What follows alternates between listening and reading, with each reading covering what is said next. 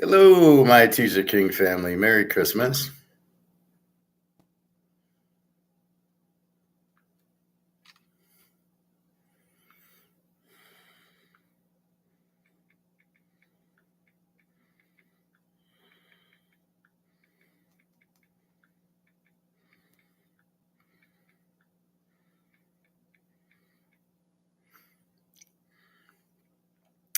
Hope everybody had a Merry Christmas yesterday. I hit my first lock yesterday. Baltimore -5 +1. 31-2. It wasn't even that close.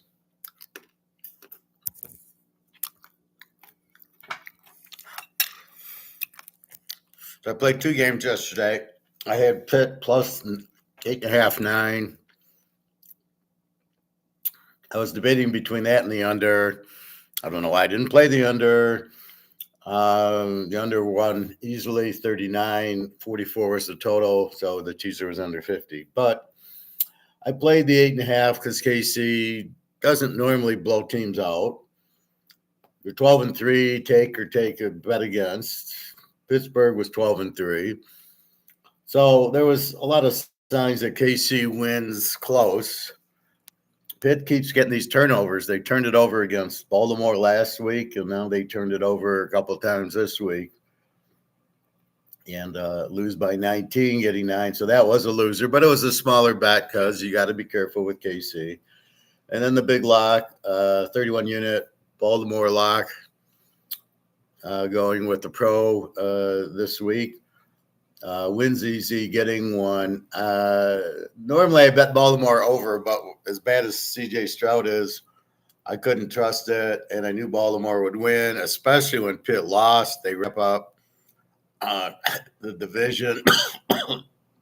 So I put them in two teasers. One's a lock, one's another one, and that wins. The 35-unit lock going this week, and Baltimore is in a 31-unit lock. That's also going this week. So you missed the Baltimore part of it, but there's another one. All right, hold on. Let me get my coffee.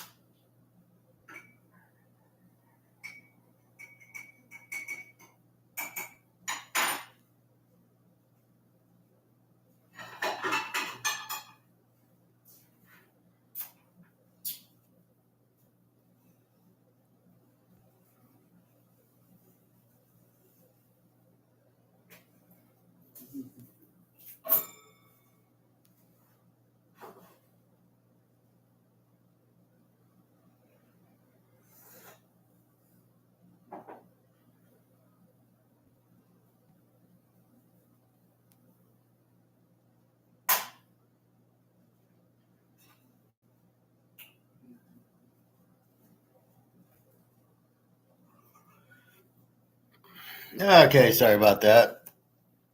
We're all family. It doesn't matter. Okay, so tonight we'll go through the pros and we'll go through the bowls. I played 4 or 5 bowl games added this morning. So I know the people that have bought the bowls, check that out.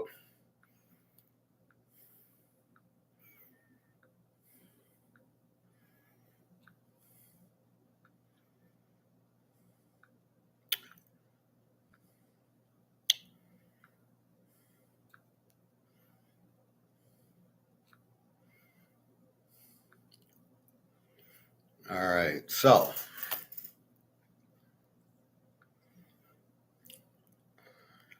let's go to the pro. Let's get the lines, and we'll update the playoffs.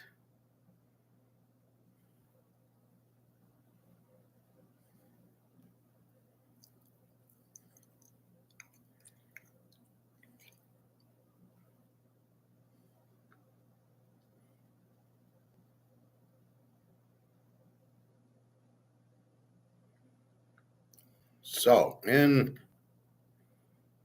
the lines,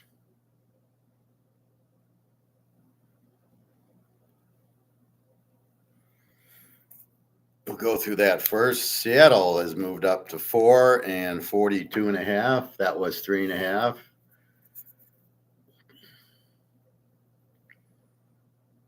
Seattle must win. They're tied with the Rams. The Bears are out of it.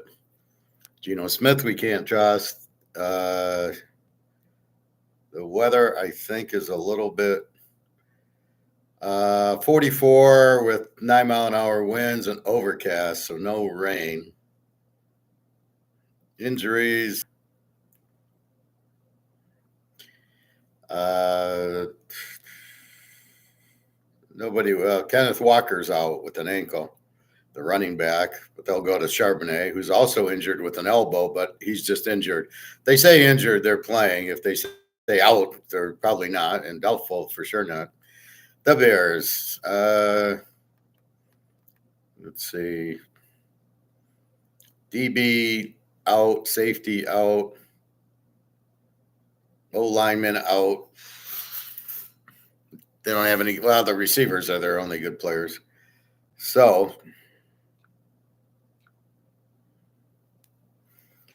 that's tonight's game, 4 and 42. Like we need a Thursday night game after the 2 games yesterday, and then we got 3 on Saturday. What a fucking mess this is. So from a standpoint of the playoffs, Seattle has to win. They're a game back of the Rams, and they probably play them next week. So they have to win. If they lose, the Rams win. I think the Rams are in. San Diego, 4.5, 42.5 to New England. This was up to 3.5, 4.5, and the total 43 is about the same. San Diego wins, they clinch the playoff spot. New England, they I looked at their record and who they beat, and they didn't beat anybody. I mean, it's like college football. You start looking at the teams they beat, and you go, they didn't beat anybody. You beat a bunch of Z teams. That's New England. Played pretty well against Buffalo, but still lost. They scored the late touchdown, or they were down 10. So San Diego must win, 4.5, 43. San Diego 26 and 6 the last 2 years in a teaser, 13 and 2 this year. 8-0 is a road favorite. Bet against New England as a home dog, 9 and 2. So all roads point to the bank, point to San Diego here. Denver, Cincinnati. I don't know if Cincinnati's out yet because I'm trying to understand this. If Denver and San Diego have to win to clinch, then who's alive? And it can only be Cincinnati, I guess. That's why Cincinnati's a 3-point favorite. They're 3 and let's see. Since he's 3 and 49.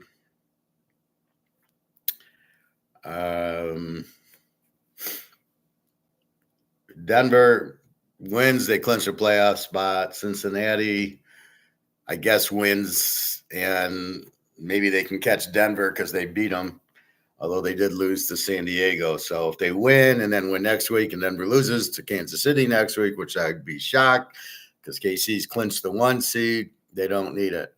So what happened yesterday, KC clinches the 1 seed. Baltimore wins. Houston's already won their division. Baltimore wins. Pittsburgh lost. Baltimore is now up to win the division. Pittsburgh as a wild card. Probably what'll happen. And then San Diego, and then I guess Denver, Cincinnati for the other wild card. In the other division, with the KC locking up the 1 seed, Buffalo doesn't need to win anymore. They've already clinched their division. There's no big deal if they get the 2 or 3 seed. There's no bye anymore. So there's really nothing to play for. Josh Allen hurt his elbow. He can't throw. How serious that is, and will he play this week? Maybe now they rest him. Keep an eye on that. So Buffalo doesn't need it. The Jets, I'm sure, are long gone out.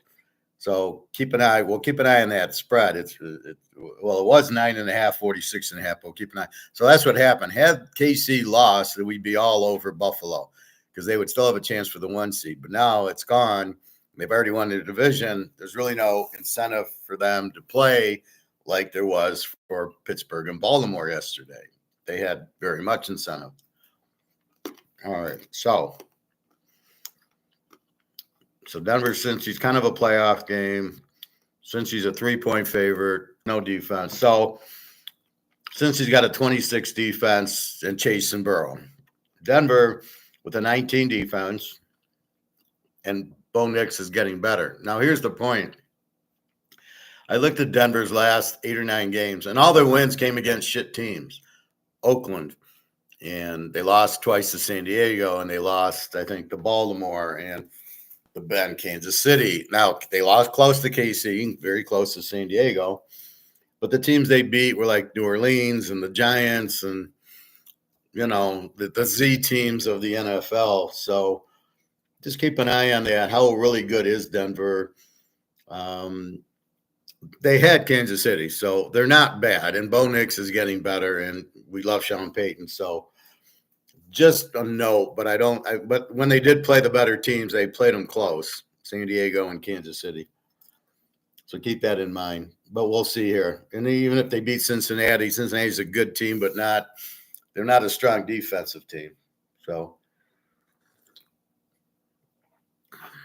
it would be a good win, but still, they need to beat Kansas City, which they get next week. Arizona and the Rams. The Rams are 6.5, 47.5. They need the game,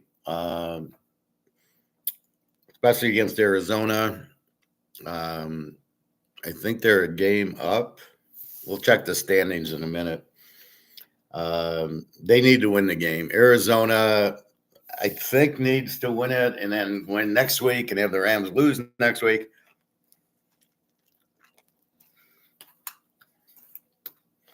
But the Rams can just clinch a playoff spot.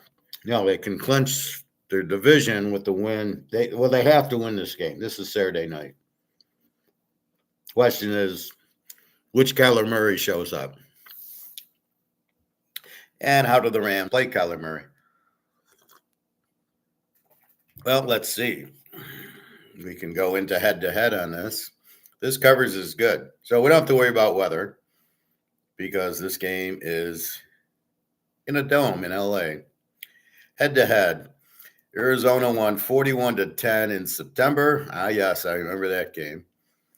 Last year, the Rams won both games, 37-14, 26-9. In 22, Arizona won 27-17 and 20-12. So games in LA, Rams 26-9, Cardinals 27-17, Rams 34-11. But we're going too far back because there's too many changes. So this year, Arizona wins 41-10. Kyler Murray ran wild. So will he do that again? I would like to think they figured that out. Let's see. Does it give me standings? Yes. Let me look at standings. All right. So to answer my own question on the Rams are 9-6. Seattle's 8-7. Arizona's 7-8. Nobody's clinched anything in the West. So the Rams win. They're 10-6. Arizona's out. Frisco's out. They're 6-9. They have no chance of being a wild card. They have to win the division. They can't win the division. So it's the Rams in Seattle. And then I guess if Arizona wins out, they'd be 9-8. Seattle could lose out, be 8-9, and the Rams would be 9-8, but they beat the Rams twice. So I think Arizona's got a play here. It looks like mathematically. So with that said, the Rams go to 10-6. That kills Arizona. And I don't know if they still have to beat Seattle. If Seattle wins tonight and then beats them, they would go 10-7, and the Rams would go 10-7. And I'm not sure the tiebreakers. So Rams need to take care of business against a team that put up 40 points on them. So be careful about that. Atlanta, Tampa are both 8-7. Both need to win. And I don't know if they play each other next week or not, probably. Detroit Mini at 13-2, and Philly and Washington. Washington's still mathematically in it at 12, and Philly 12-3. Washington. So if Washington, they both go 12-5. Washington apparently wins the division because Philly hasn't won the division yet. And same thing, Atlanta, Tampa, and then the Rams and Detroit Mini are tied at 13-2, and they play next week. So Mini's got a tough one with Green Bay at home, and then you've got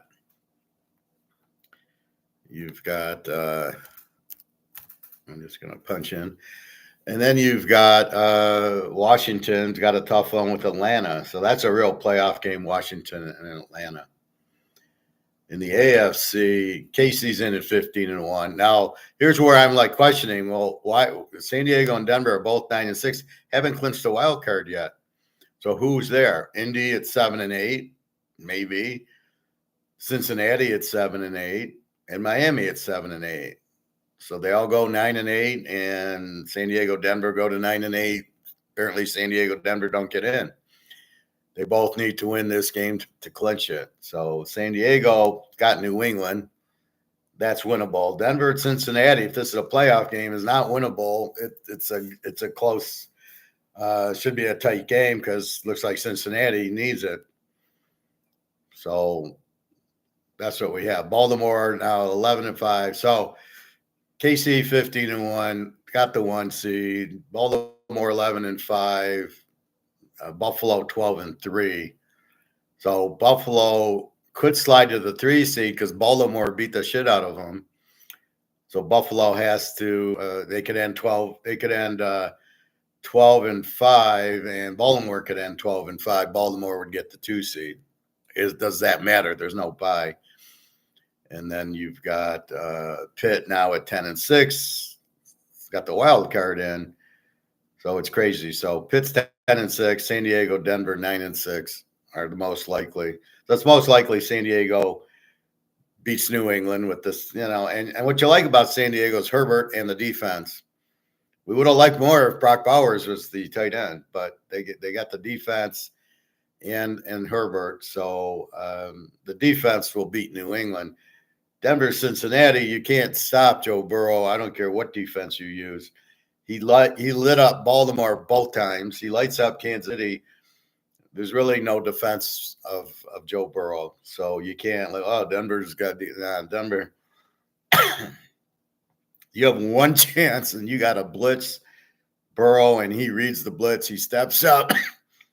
He knows how to read a blitz, so you can't really blitz him. All right, so that's what's going on. So I assume, I don't know if Indy's still in it, but Cincinnati and Miami must be in it because why wouldn't San Diego and Denver be in it 9-6, right? So those are the 3 that I would say Cincinnati's favored by 3. They're still in it. Anyway, let's go back to the odds. So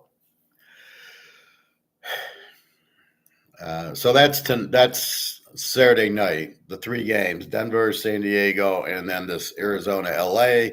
You got to be very careful. Arizona lit them up, and they obviously have a good matchup. You can't just say, oh, LA's going to win. I don't buy that. Now, I don't know if Arizona's out of it or not, but mathematically, I don't think they are. So we will see. Jacksonville, Tennessee, who gives a fuck game? Jacksonville's 1.5 and 40.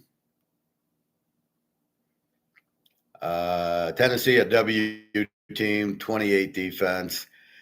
Jacksonville, I don't know. So I guess it's Mason Rudolph against Mac Jones. So big edge to Mason Rudolph there. Play against Tennessee, 13-2 and 26-6.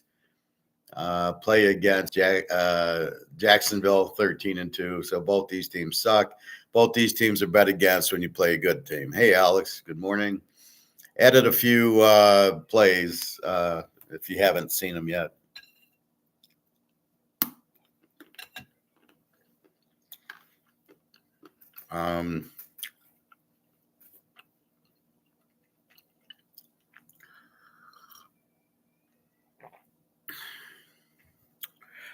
The game I'm waiting to see is if Cam Ward plays for Miami.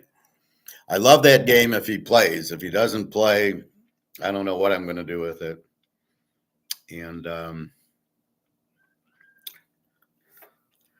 we'll see. But I did play games today, again, tomorrow, and I think even Saturday. And yeah, we'll get into college in a minute.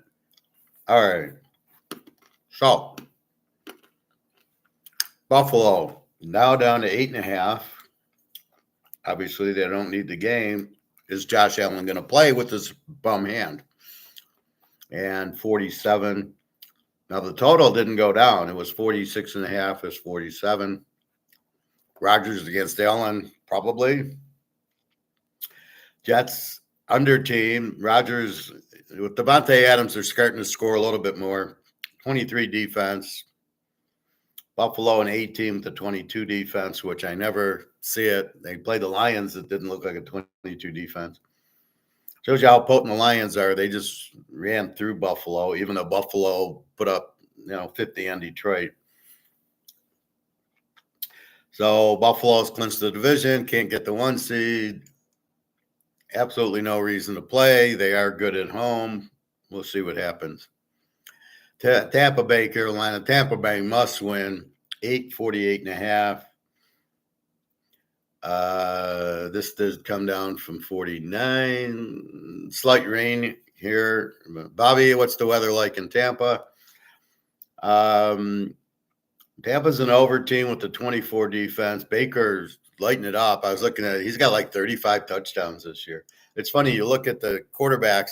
There's a few, Golf and Allen and Lamar, and they got like 35, 36 touchdowns. And then there's the rest with 15 touchdowns or something. They haven't gotten to 20 yet. And you can see who the good teams are, right? They get 35 touchdowns. Yeah, that's why Tampa's good. So 48.5, must-win game for Tampa. Carolina, a W, but they're scoring more. They're giving the ball to Chuba Hubbard more and scoring more and play actioning. They're almost becoming a real team. 30 defense still. Tampa with the 24. Now give Carolina credit. They beat Arizona, who had to win last week. So Carolina is not that of a pushover as much as they've been because they're running Chuba Hubbard. They're getting balanced, so that's what they're doing. Tampa to must win. Mayfield's throwing the ball all over the place. Like I said, 35 touchdowns. So it's a must win for Tampa. Now, how bad is Carolina? They're getting a little better. Don't be stupid. Don't ignore. Yes, Steve Young still sucks, but he's not the reason. It's because they're running they're running Chuba Hubbard. Hey, Todd.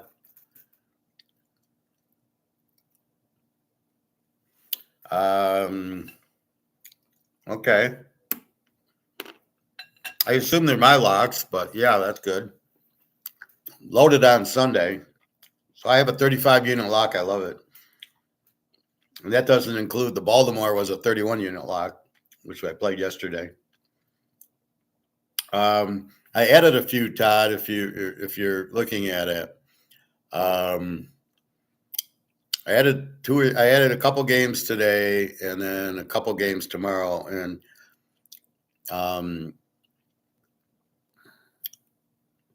The one game I really like is, well, the pros you see, the college.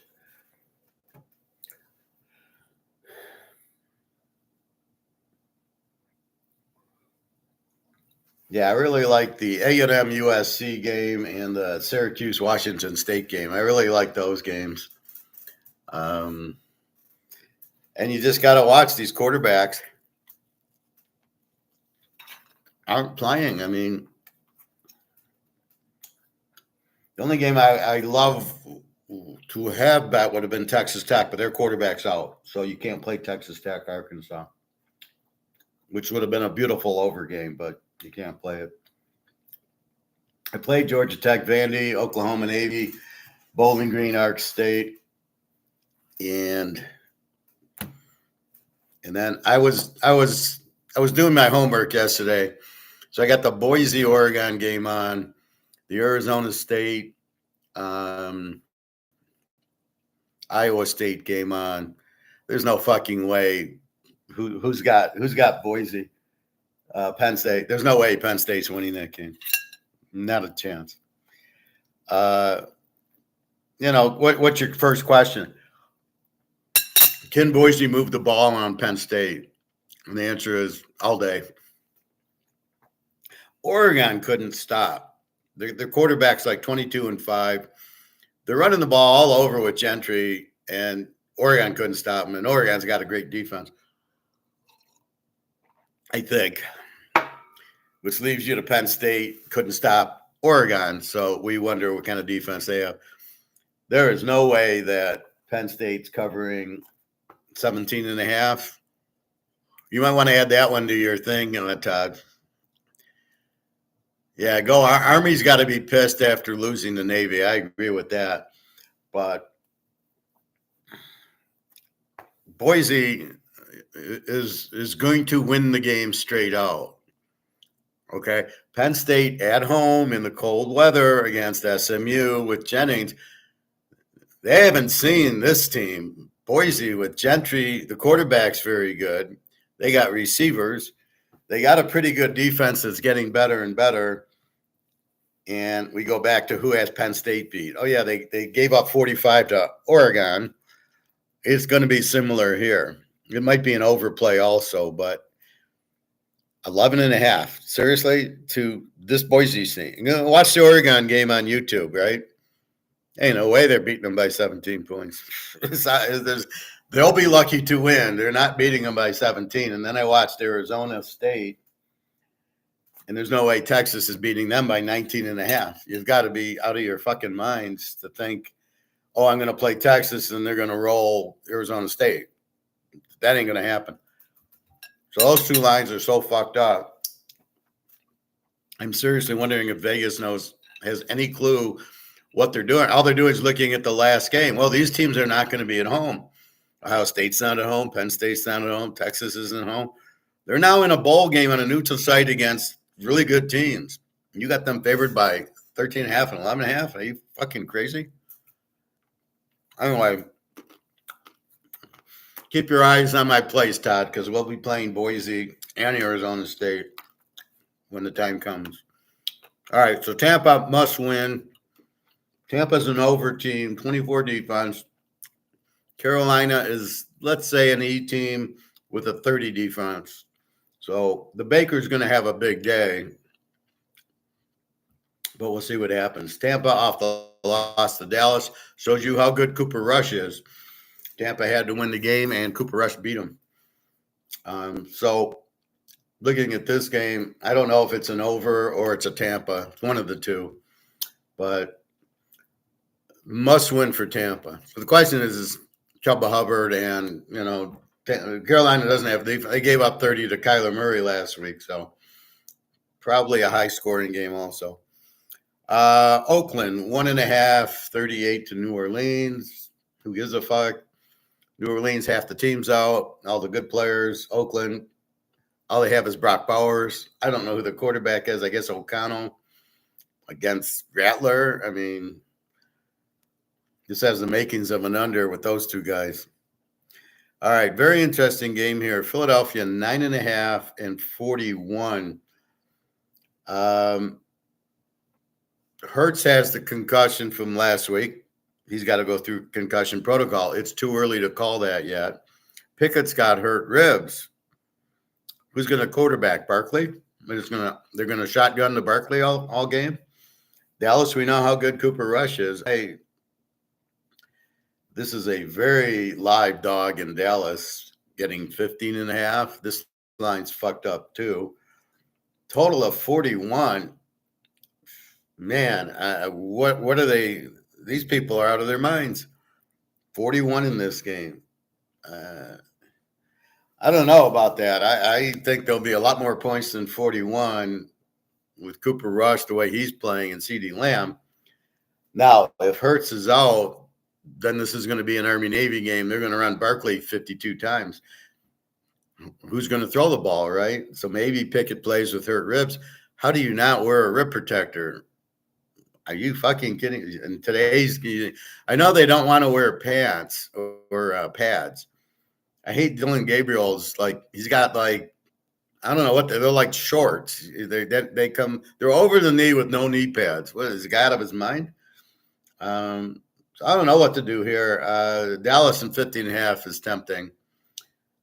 We got to wait and see. If Hurts is playing, Barkley will run the ball a lot. Dallas, terrible defense. They're an over team, 27 defense.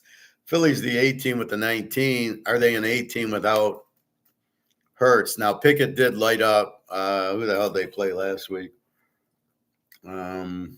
Washington. But Washington won.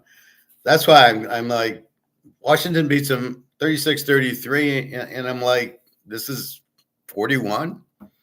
Because Dallas they put up 35 on Washington. Dallas, with Cooper Rush, beat Philly, now has beaten Tampa. The first game, they didn't do well. And after that, they're putting up the points. So here's where the AI gets it wrong. They look at the whole year. They look at the DAC stats instead of the Cooper Rush stats. And then we'll see. Now, I assume by today or tomorrow, Hurts will go through his concussion protocol, and off he goes.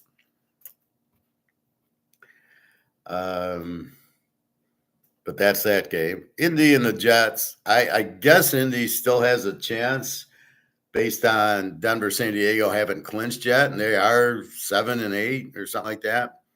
So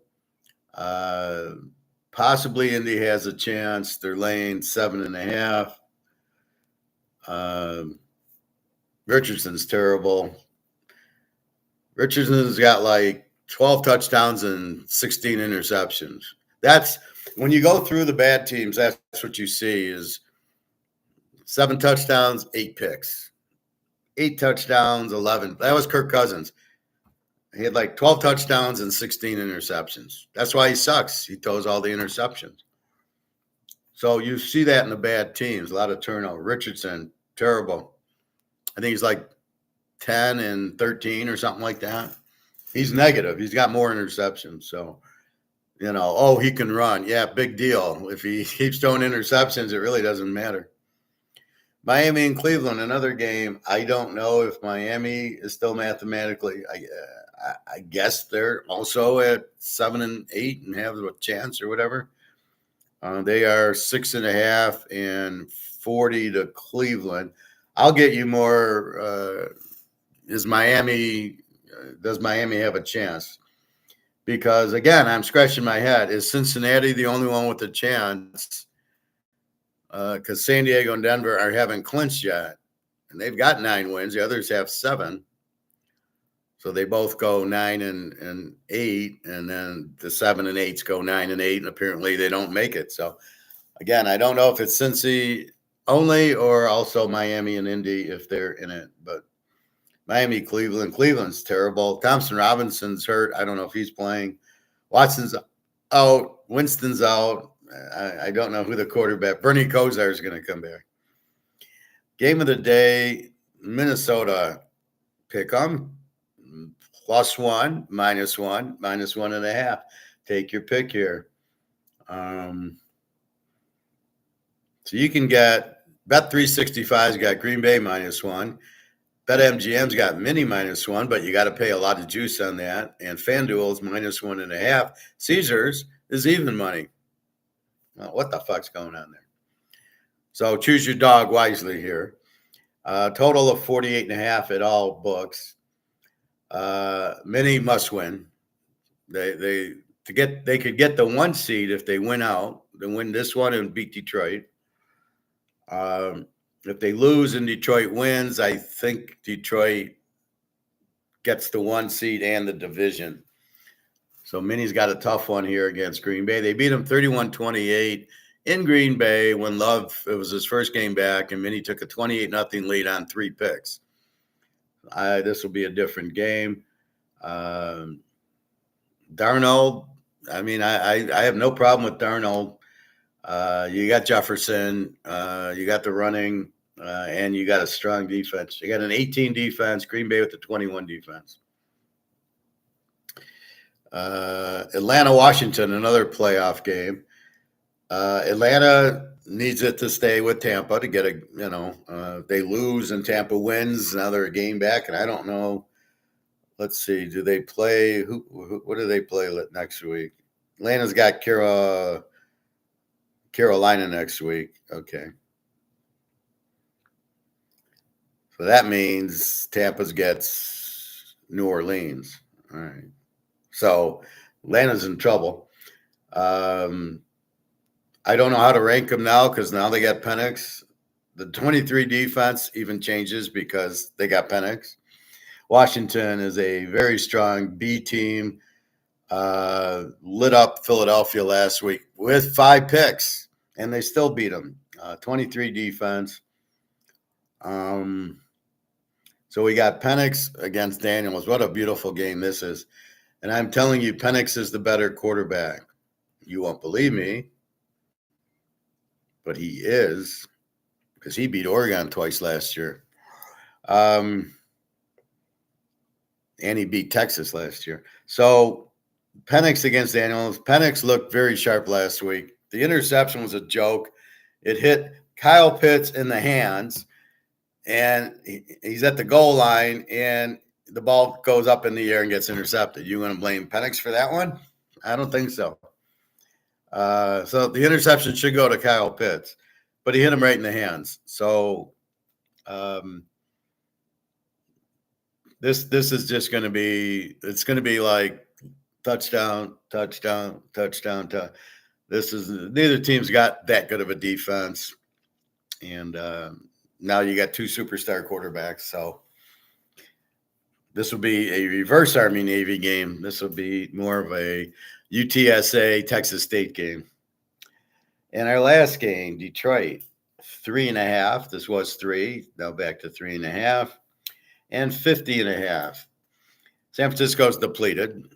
No McCaffrey. I don't even know. Let's see if Bosa's playing. He probably not. He thinks he's back at Ohio State where he doesn't have to play. But they haven't updated the injuries yet. I'll have to go to the other site in a minute. Detroit, the A team, 20 defense, 21. Even though they're injured, it's the concept. They got 2 good safeties. The line seems to make plays, whatever.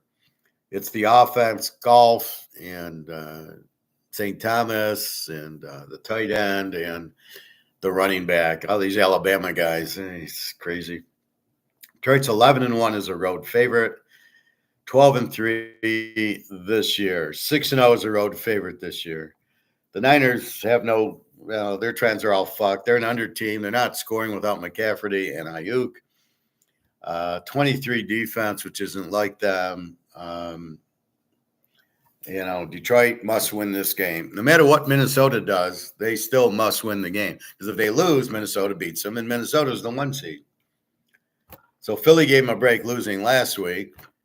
So now Philly's fucked themselves out of the 1 seed.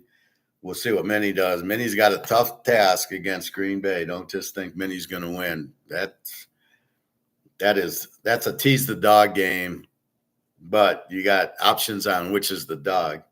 I think I would take Minnesota as the home dog before I take Green Bay as the road dog.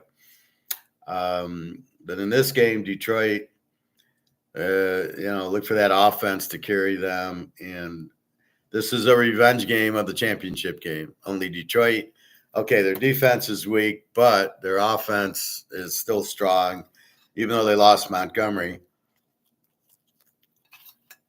This Gibbs guy, he's okay. He's no Barry Sanders, okay?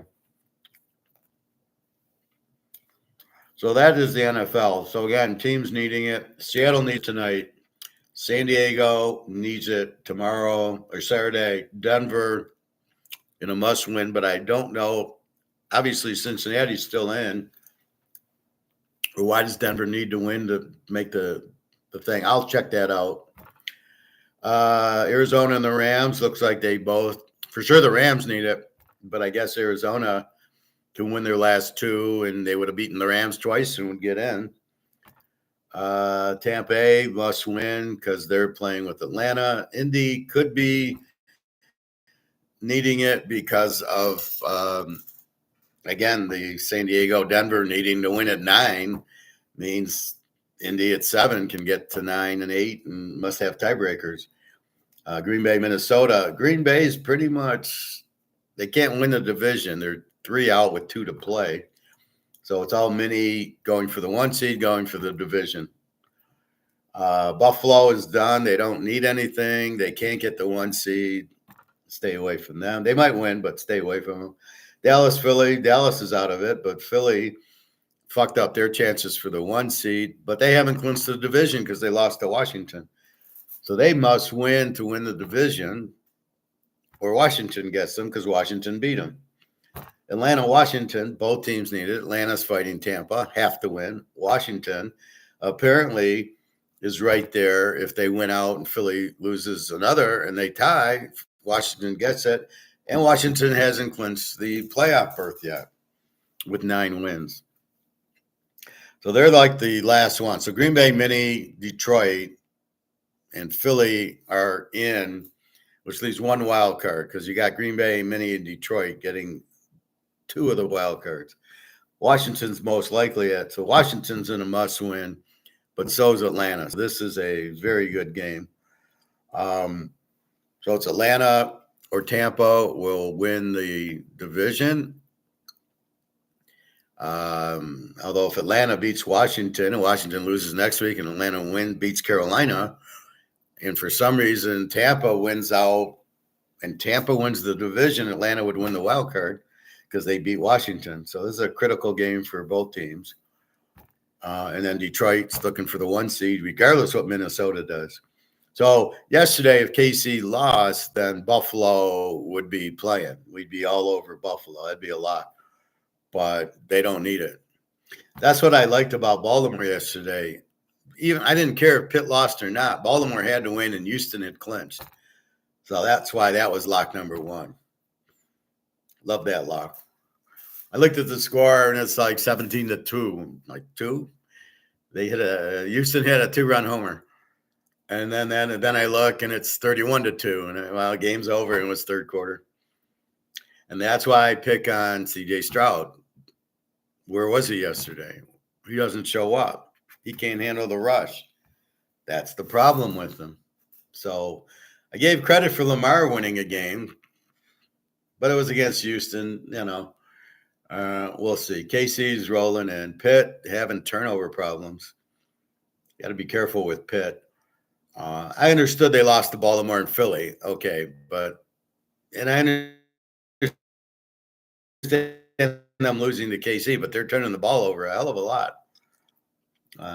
Hopefully that's my only loser. You know how I run red hot. Okay. That's your pros. And I've got to check injuries, don't I, for you? Well, let's do weather. I went through it this morning. Let's see. Tonight, slight chance of rain, 44 degrees at the Bears. So Seattle. So really not much. And they played in the rain last week, Seattle. And they played a good game. So this is a little bit of rain here. San Diego at New England, slight chance of rain, 37 degrees, not a lot of wind at 1 o'clock Saturday. Denver, Cincy is more than likely rain, but it's 62. Last week, everything was like 10 degrees, right? This week, everything's 60 degrees. So Cincinnati, likely rain and 62, but not a lot of wind.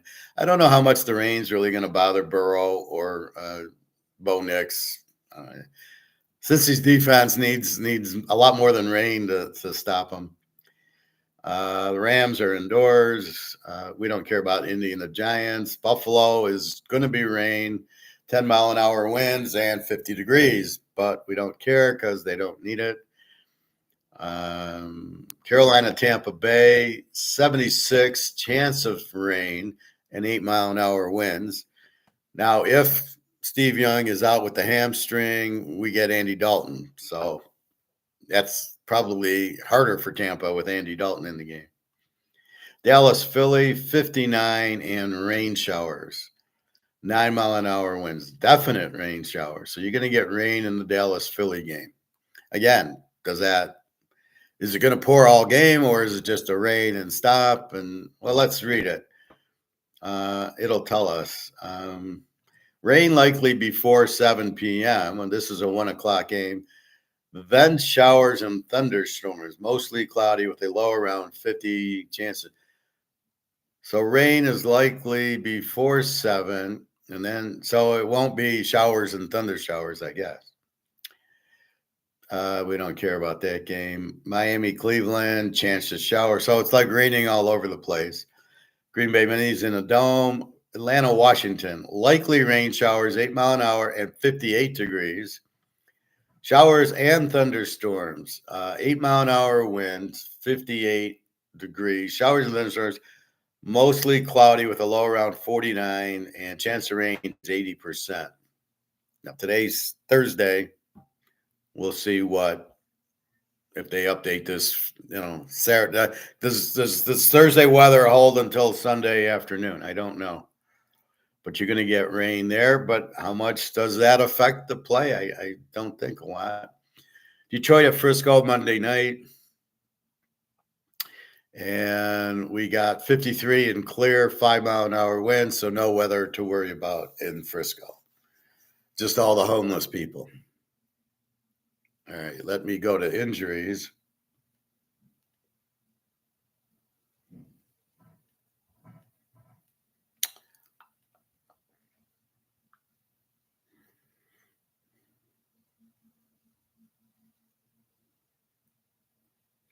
So what we're looking for is Hurts and anybody else that we actually can know. James Conner, questionable with the knee for Arizona in the Ram game Saturday.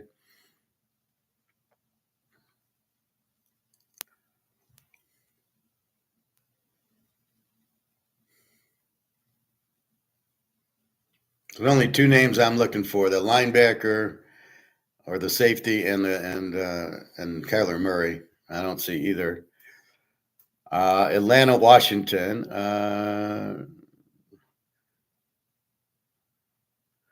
Atlanta's kicker, Koo, is on injured reserve with a hip.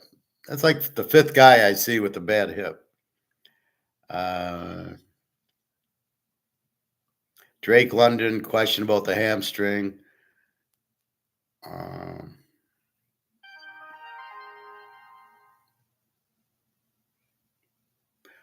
Well, Baltimore's already played. Buffalo, we don't care about. Well, let's see if Josh Allen. It doesn't even have him listed, so he's fine. What are they dicking around with his hand? Carolina.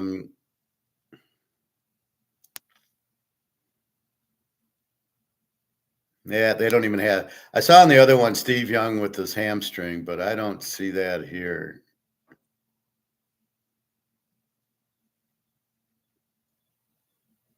No, I don't even see Steve Young. And they're better with Adam Thielen. I see he throws the ball to him a lot, and they're getting points.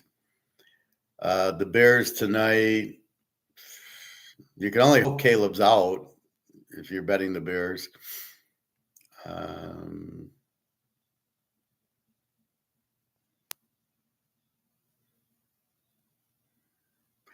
They're pretty healthy as far as the receivers go.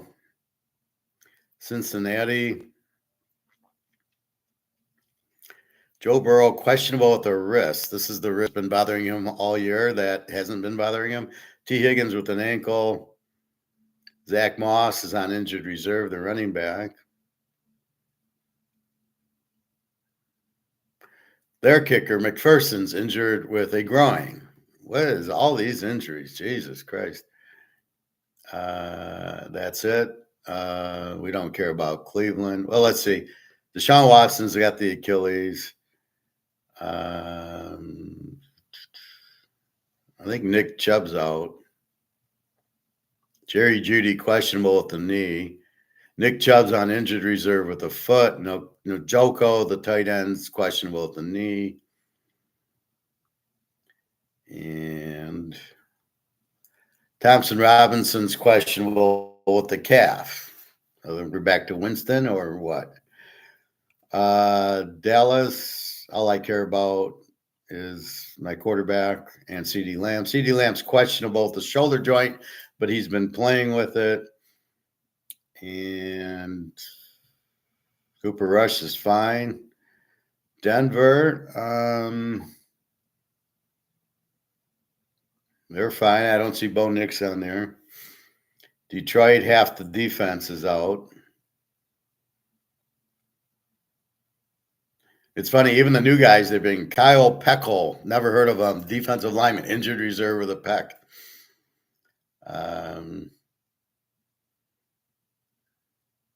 I mean, we all know they're pretty much beat up in the defense.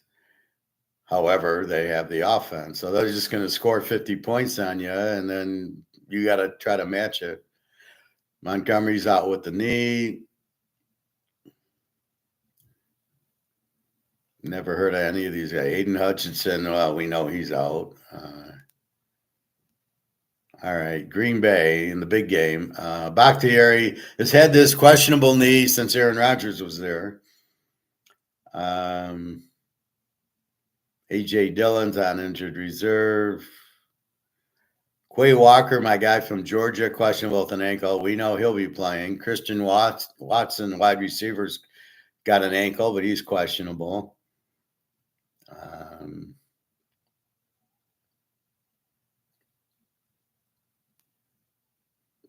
That's it. Houston, we don't care about. Indy, they don't have anybody that's worth noting anyway, unless it's Richardson or the running back. Richardson's questionable with a back, and they're still 7.5 point favorites. Jacksonville, I'm not even going to waste our time. Kansas City played yesterday. San Diego, all right. A lot of questionables. They'll all play. Eli Apple's hamstrings on IR.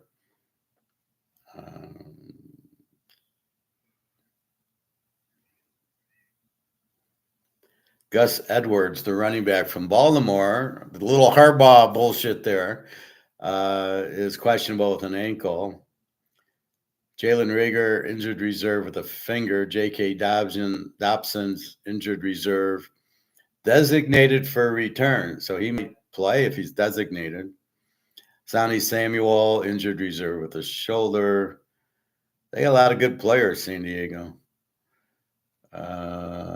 That's it. The Rams, Aaron Donald retired. Wow. Why is that on here? Jesus Christ. Nothing, nobody, no Puka Nuka, no Cooper Kupp. Oakland, I don't care about.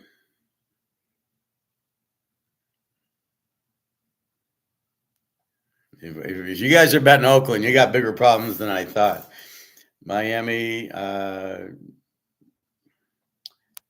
Tyreek Hill, questionable with the wrist the whole year, nothing new.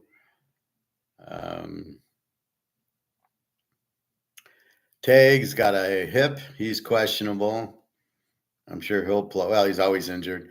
Waddle questionable with the knee. That's about all they got. Minnesota. Uh, let's see. Harrison Smith questionable with the foot. He's all world. But he's questionable. He'll play. Believe me, anybody questionable is playing in this game. That's it. I don't see Darnold or Jefferson or anybody like that. The Giants, who cares? They have nothing. They have no player that you're worried about. The JETSs, all we care is Aaron Rodgers playing. But what are they going to do against Buffalo, who doesn't need it?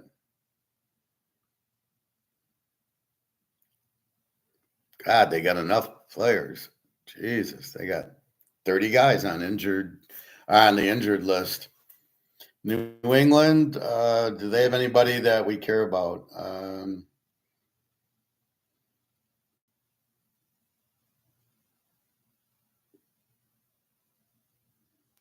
No, nobody. Orleans, Derek Carr, questionable at the hand. He's out for like the season. Why is he questionable here? Kamara, Tyson Hill, I mean, they're all questionable, but I don't think they're playing. Olave, injured reserve with a concussion. Philadelphia. Okay, here's what we wanted to see. Let's see. Jalen Hurts still questionable with concussion as of today. So there's nothing we can do until he's yes or no, which will probably be tomorrow. If he doesn't play, it's a Dallas bet. But I don't know. Can they still catch the Lions? The Lions, I think, would have to lose both games, and then Philly might there. But Philly hasn't even won their division yet. They're still up there with Washington can catch them. So Pickett's got questionable with ribs, and Hurts questionable with concussion, still there. Pittsburgh, yeah, stop fumbling. Frisco, we already know their story. Seattle tonight. George Fant, the tackle's on injured reserve. Jason Peters, the tackle is questionable with an undisclosed injury. Kenneth Walker, the running back, is out with an ankle. And that's it. The receivers are fine, and Geno Smith is fine. Tampa, big game against Carolina. Godwin, well, he's on injured reserve. Winfield Jr., he's questionable with the knee. I would think he's going to play if he's questionable, but he's been hurt. Bryce Hall, the other cornerback's on IR. K-Dot, the tight end, is questionable with the knee. Tennessee, do we really care? No, I'm not wasting our time with that. Washington, McKissick, the running back's questionable with the neck. Eckler's on injured reserve with a concussion. McLaurin, questionable with an ankle. He'll play.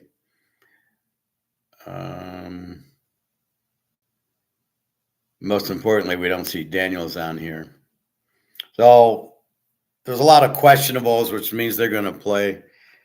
So that's what we got. Who's texting me here?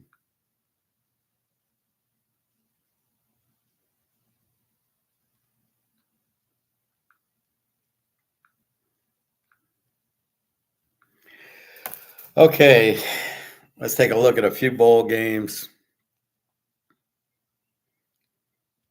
And we're going to look at, well, let's do the line, then we're going to go to the transfer portal. Courtesy of Mr. Alex.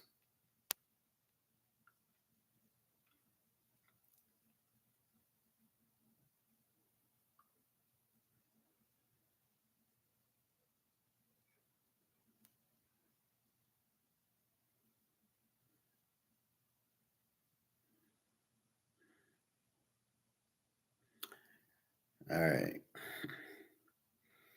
I have one big lock in the bowls in the playoffs. I haven't locked anything else yet. I played tonight's game. Pitt 6.5, 49 to Toledo. I don't know if the quarterback's playing. Holyfield, he's been injured, although supposedly he's better. Let's see if they give us anything. Eli Holston is questionable with an ankle. So we're not getting anything there.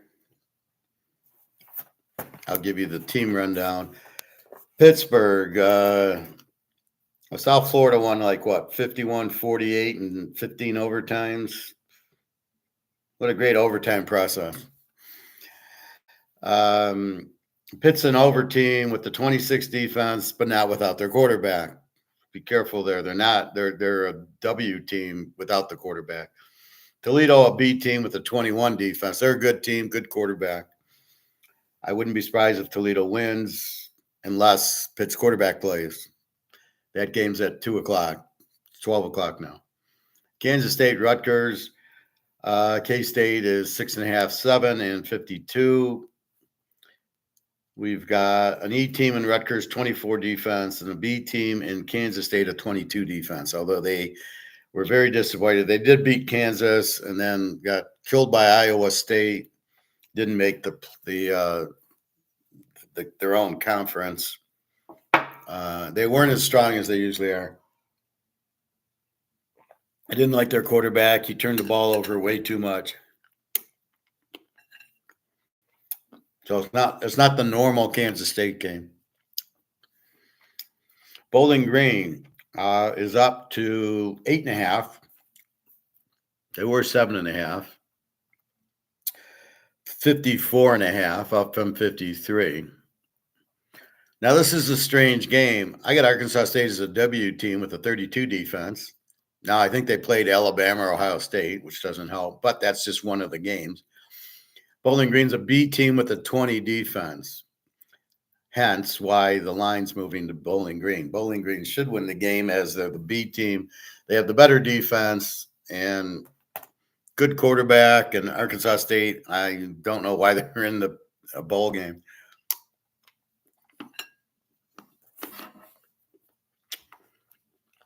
Oklahoma 3-43 to the Navy. Oklahoma is an under team. The quarterback's gone. The backup quarterback will be the quarterback, and he sucks. Navy, B team with the 22 defense. So Oklahoma is an under with a 21. Navy, on the other hand, is a B team that had struggled and then kicked the shit out of our Army team. So if Navy can beat Army, they can beat Oklahoma.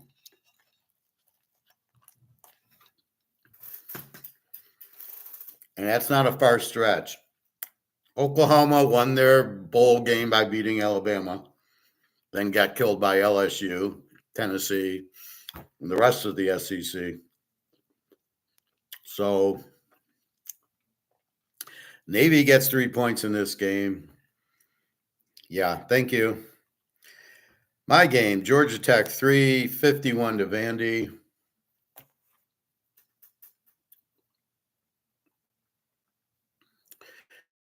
This is King, but a lot of their players are opting out.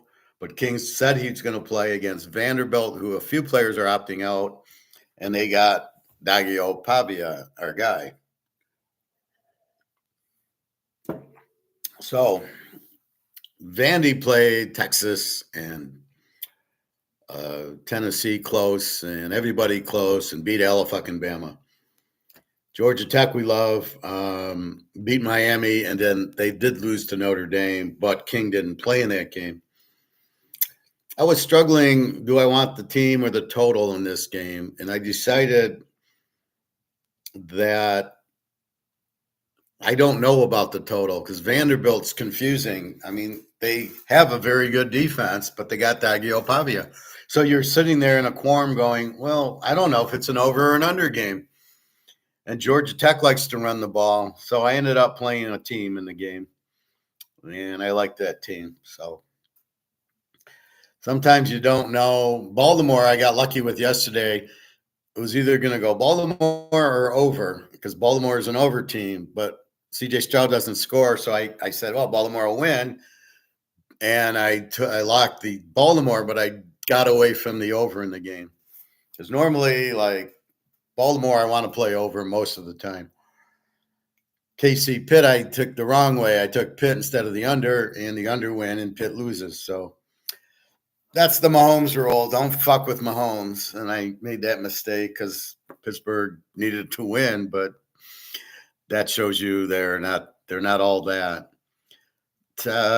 Texas Tech, Arkansas. These are tomorrow games. So Oklahoma is tomorrow with Navy. Georgia Tech, Vandy's tomorrow. Texas Tech, Arkansas. Texas Tech's quarterback's out. Be careful in this game. They're an over team, but now without their quarterback. And I looked at the backup, and he barely played. They still have a 34 defense. Arkansas is a B team with the 25 defense.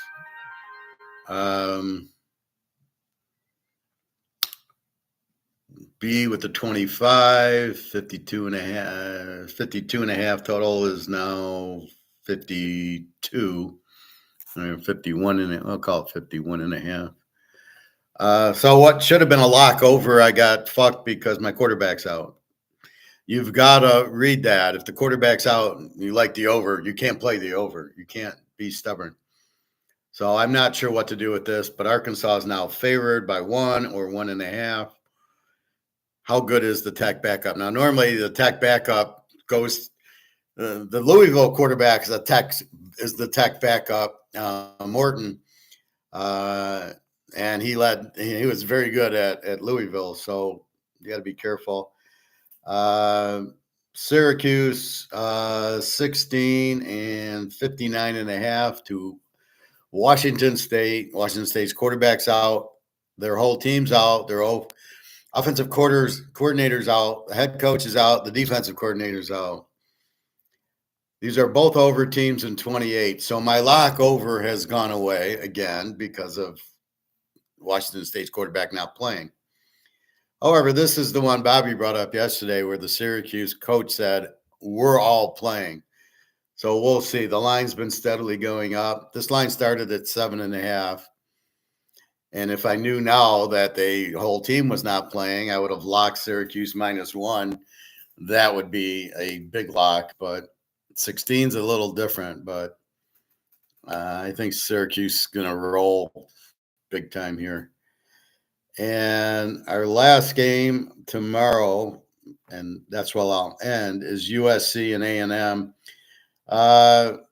Very interesting here. At FanDuel, A&M's 3.5-point favorite. At BetMGM, A&M's a 4-point favorite. You go to Bet 365, and USC's a 3.5-point favorite. I don't understand. A&M, B team with the 21 defense. USC's a B with the 23. But they got the new quarterback, Maivia, from UNLV. He's really good. He's already got 7 touchdowns and 2 picks, and he played 2 or 3 games. They did beat UCLA in a big rivalry, and they played Notre Dame. They put up 35 points on Notre Dame. Oops, Notre Dame can't guard a pass. Oops, they played Georgia. Be careful there. So, USC, I think a live dog in this game. Although they have some transfer portal, which we'll go through in a minute. And then I want to get to the playoff games. All right, as I said, Penn State 11.5 is now down to 11 as people are listening, I guess. 11.5, 52.5. There's no way Boise's losing by 17.5. Sorry, no fucking way. This game's not at Penn State, and they're not playing a weak quarterback in SMU. They're playing a very good quarterback and the best runner in pro football. This guy's like Barkley, right? So if this guy's not picked in the first 5 picks, there's a problem with the GMs. I would rather have this guy than the Colorado guy by a mile. The guy, because he can play defense and offense. You think he's going to play both ways in the pros? What, are you kidding me? So Travis Hunter's was a joke to win because he plays both ways. Is he any good though? We know Gentry's good. And if you watch the Oregon tape, they couldn't stop him either. He breaks tackles, outstanding. Boise, let's see what the money line is on this.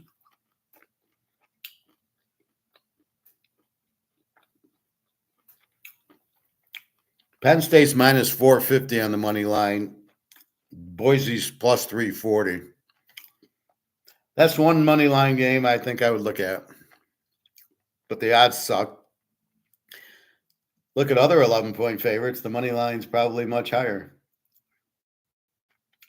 Anyway, this game will go down to the wire. Boise will move on Penn State. That's your fear, is like SMU. SMU moved on Penn State. They just couldn't finish. When you got a running back like Gentry, you finish, right? You give him the ball at the 5-yard line, give him the ball twice in a row, he's scoring. I don't care. Penn State does not have Jack Ham on it anymore.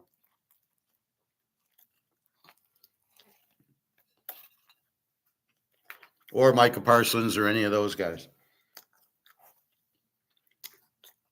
Texas, 13.5, 52 against Arizona State. Let's see the money line on this game.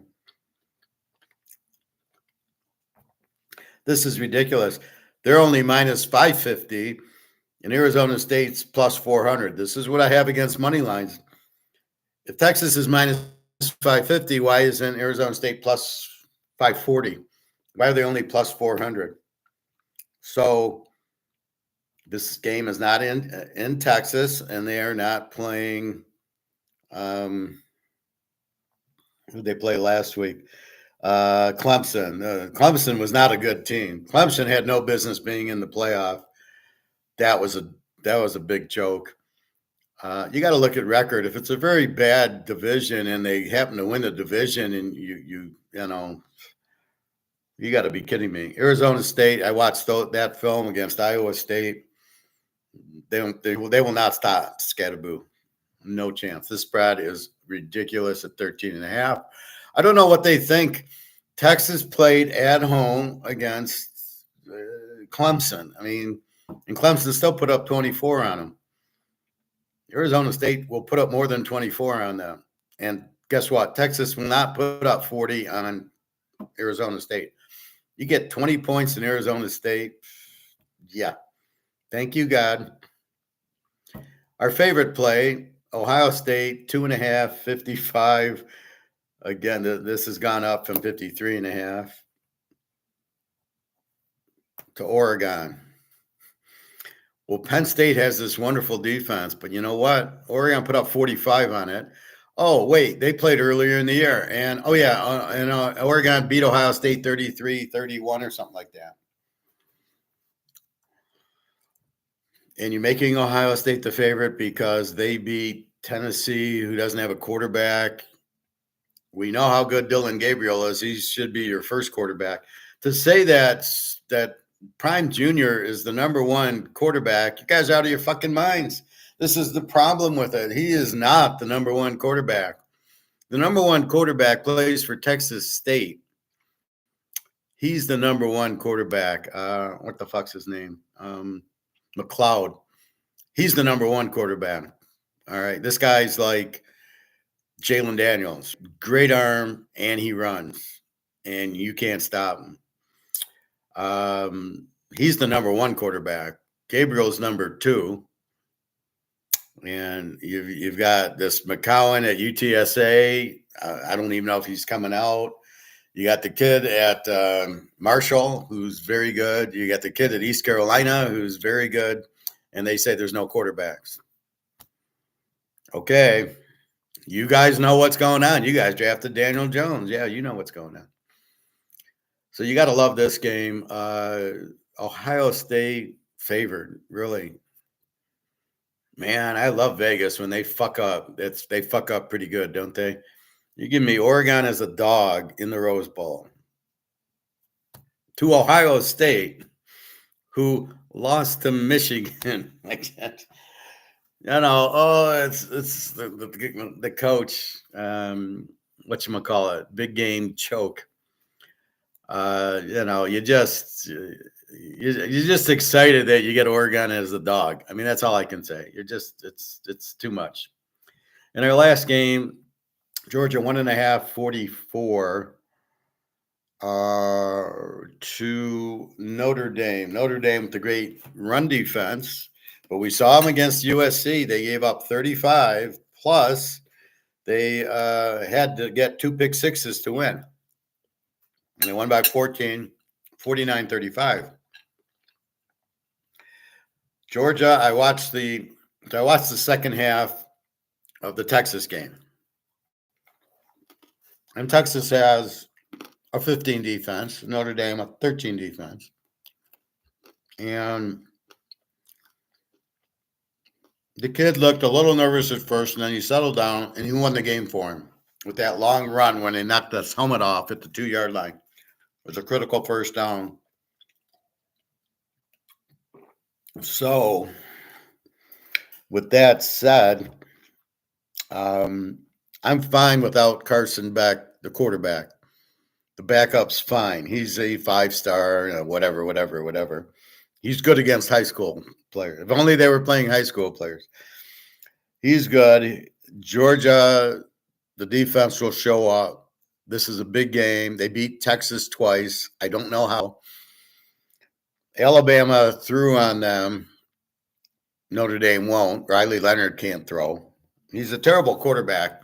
He's a good runner, but he's a terrible thrower. They are a good running team. You don't run on Georgia. And Georgia's going to, they're going to go a little bit with, they're going to struggle a little bit here with this Notre Dame defense. I think the game will be just like the Texas game.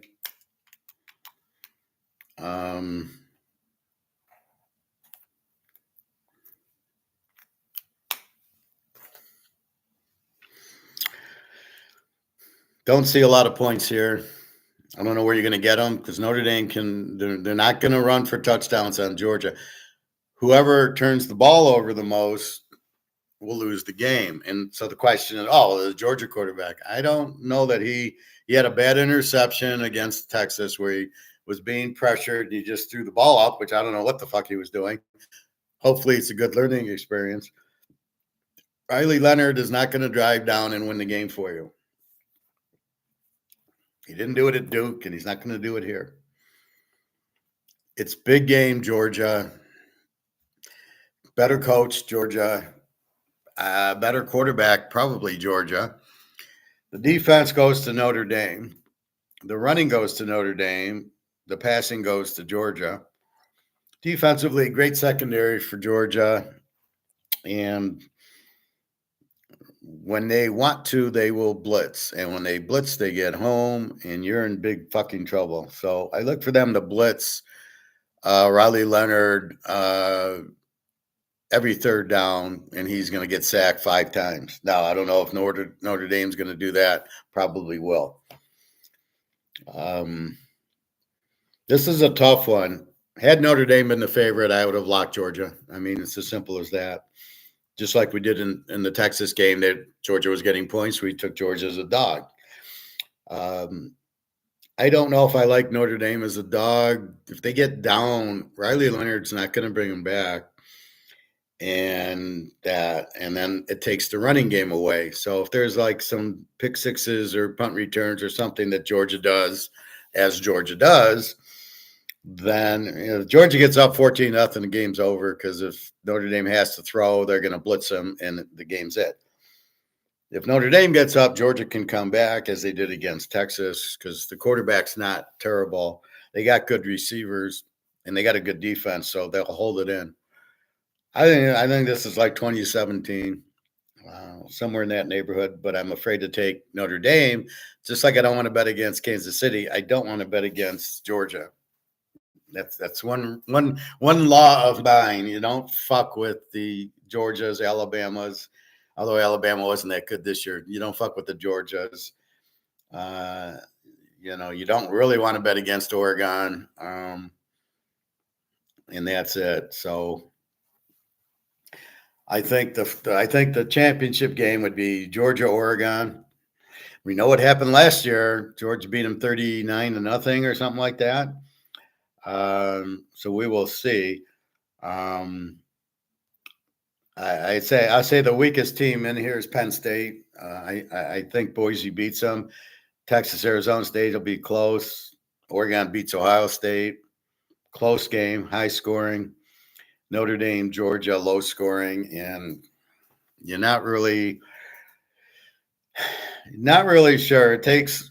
You've got to be a godlike effort to beat Georgia, especially in these big games. They live for the big games, and it's a team that can throw the ball. Like when Ohio State almost beat them, it was because they ran the ball, C.J. Stroud, because he can't throw the ball.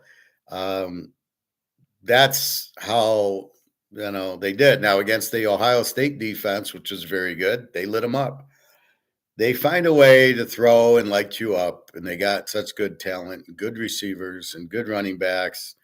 Etneen came back. He should be fine, and hopefully some of the other running backs get in. But when it's a big game, Georgia really lights it up. So they show up in big games. So that's all I can say.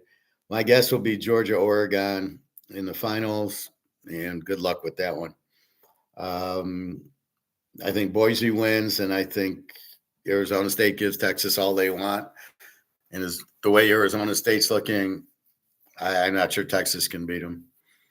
And again, this is in Atlanta. So you got Boise, Penn State, and Arizona. The dog always wins that game. Texas, Arizona State's in Atlanta. Oregon, Ohio State's in the Rose Bowl, and Notre Dame, Georgia is in New Orleans. So you got two domes. Arizona's kind of a dome, and then the Rose Bowl is the Rose Bowl, which both teams have been to 100 times. So that's the playoffs that I wanted to get to. And let's go to Egon. I want to show you this thing by Egon. Talk a little. We haven't seen gold, so let's look at gold.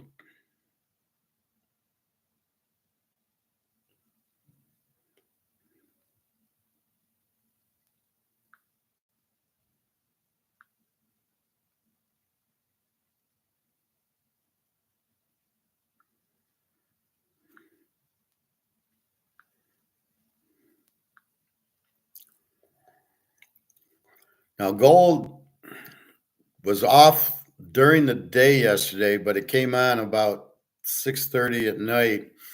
Asia's took over. It's at 26.30, so it shot up to 26.40. Nice run at 10 o'clock, which is surprising. And then the U.S. with their little derivatives at 26.30, silver at 29.65.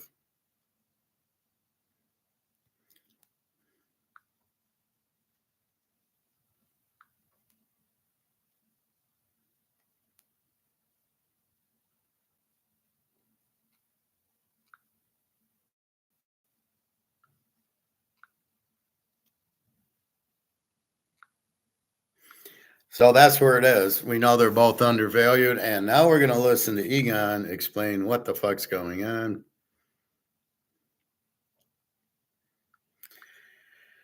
Why does it do that? Here's a quick. You can see what happens to the gold price. You can see that certain times of the day or certain periods, you get gold moving down, let's say $10 or $20, very often middle of the night, most of the time when exchanges are closed around the world. And you see just one move down, let's say $10 or $20 or even $50. No seller ever would go to the market, dump hundreds of tons of gold or thousands of tons of gold, even more than a year's production, when they wanted to sell their gold. Of course, you sell the gold when there is demand and when you can actually feed it to the market slowly and get the market price. So that's an obvious example of manipulation, and we see this time and time again in gold and in silver. That's why blood sugar increases and the feet burn. Did you know? Shut up. All right. Now this Good is to see you as always. How are you? Welcome to Teaserking again. Thank you. I'm very good. Bearing in mind I'm getting older, like many of us, but I find now wherever I go, I'm the oldest, which is a new experience. But still, I can walk and I can talk. Well, You you continue to get older much slower than me. That's the tricky thing that I can't quite figure out. I need to know how you do that. So look, there's a few things I want to talk to you about, and what I'd love to do today is talk about. You've made this change from Matterhorn Asset Management to von Greyerz, and your name is now associated with the company, which I think is a terrific idea. So I want to really talk about how you came to this business. What was it that brought you into the asset management, the gold business, particularly because you started off in the corporate world in a very, very different world. And I think that story is something that's important for people to understand, that journey.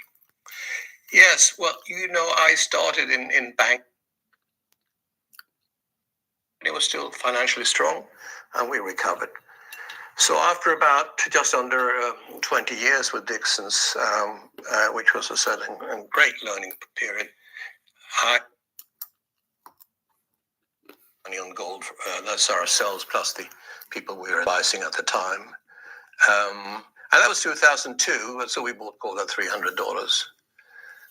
And since then, we really never looked back. I have a son-in-law who's been with Morgan Stanley for over 20 years, and he was selling equities to institutions. And I always argue that the stock market is not going to survive; it's going to go down, etc. And he was making money and being successful all along.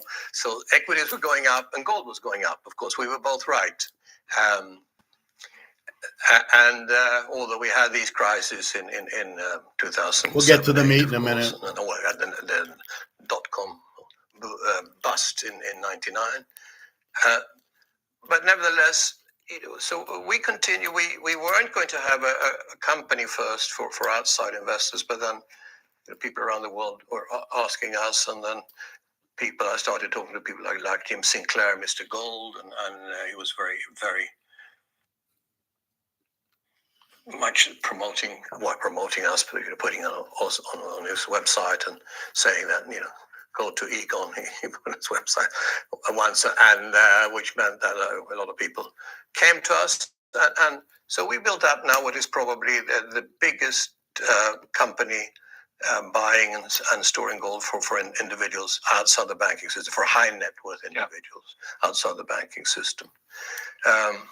And we have clients in 90 countries, and it's satisfying to actually be able to build a business built on a passion, and our passion is really to help people to preserve wealth. Yeah.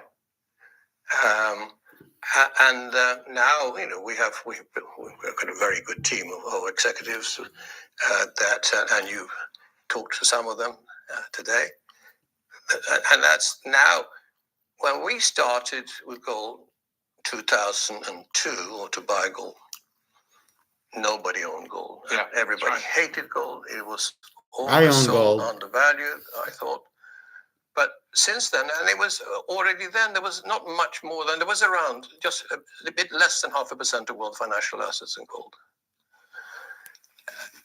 And if you look today, it's still the same percentage.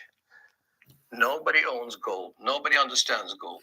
All right, first of all, you've got to look at the percentages, how much the dollar has gone down in value. So everybody's a trillionaire or a billionaire. So in the portfolio, you have a lot more dollars in it, making it look like gold is, as he's saying, the 0 or 1%. Well, it's only because the equities have gone up in value so much that, and gold can't possibly go up with it. So he's a little wrong there. He's not understanding the inflation part of the dollars. All right, we won't nitpick too much. And as you know, the big change that I see is what the US and therefore the EU, because they follow whatever the US tells them to follow, and confiscated the Russian gold. That meant that central banks understood that they could never keep the reserve assets in dollars. Yeah. And what we're seeing now, as I said, there hasn't been any major change in the percentage of gold ownership, but now we are seeing major forces buying gold and supporting gold. I think I've said many times, central banks and governments are gold's best friend. Because they always, without fail, destroy the economy, Always. and therefore the currency. And it's so easy. Why does nobody see that? Why does only 0.5% of world financial assets go into gold? It's almost inexplicable. I mean, you can go into that, and of course, governments do not want to promote gold. No, absolutely not. And because gold is really shows how badly they manage their economy. And therefore... Well, but if you had any asset like houses or cars, it's the same thing as gold. It shows you how badly they manage it, because the price of a house was, 1971, it was like $5,000, and it's now 500,000. No, it's 25,000 in 71, and they're now like 500,000. Well, that's the same thing as gold. It shows you how bad, but the Ponzi scheme of it is you think the value of your house went up. No, it's the dollar losing value, and that's the key to it. But people don't connect the dots. Somehow they connect it with gold, but not houses. It doesn't make any sense. That's the dollar going down in value. So you don't really need gold to see it. As I've said many times, you could go buy Cheerios. It's $5 for a box now. That shows you, but it's not. You think Cheerios is raising prices. It's not. It's the dollar losing value because of the inflation or the printing of it. So it takes more dollars to buy it. And you can see that in a lot of areas. And it's hard when there's competition. Coke and Pepsi, they just can't keep raising the price to $10. That's what keeps pop not going to the moon, or Oreos and Chips Ahoy or whatever. As long as there's competition, if both don't do it, they can't do it then. But that's another way to measure how bad the dollar's gone. Except for China, that actually tells the people to buy gold. No Western state ever buys gold. Let's go back to something. I want to talk about risk. You talked about your experience at Dixon's when the share price fell from 134 to 9 pence, right? And so there you are inside the company. You understand that the company is operating perfectly well. The company is operating fine. But the risk as it's perceived from outside the company is perceived very differently to the actual risk that you understand from inside. Mm-hmm. And so obviously that risk gets mispriced. The risk gets mispriced. The shares get sold at completely the wrong level. Yeah. But you have a much more complete knowledge than the people selling the shares. So let me ask you this in two parts. How do you deal with that? The knowledge of how the world really is from inside the company versus the perception of the world and the signals that the outside perception is sending to everybody. How do you manage that? All right. So he's talking stocks. He was working for a company. Now, here's how my take is. Stocks is an auction just like eBay. And there's certain companies that you're going to be in.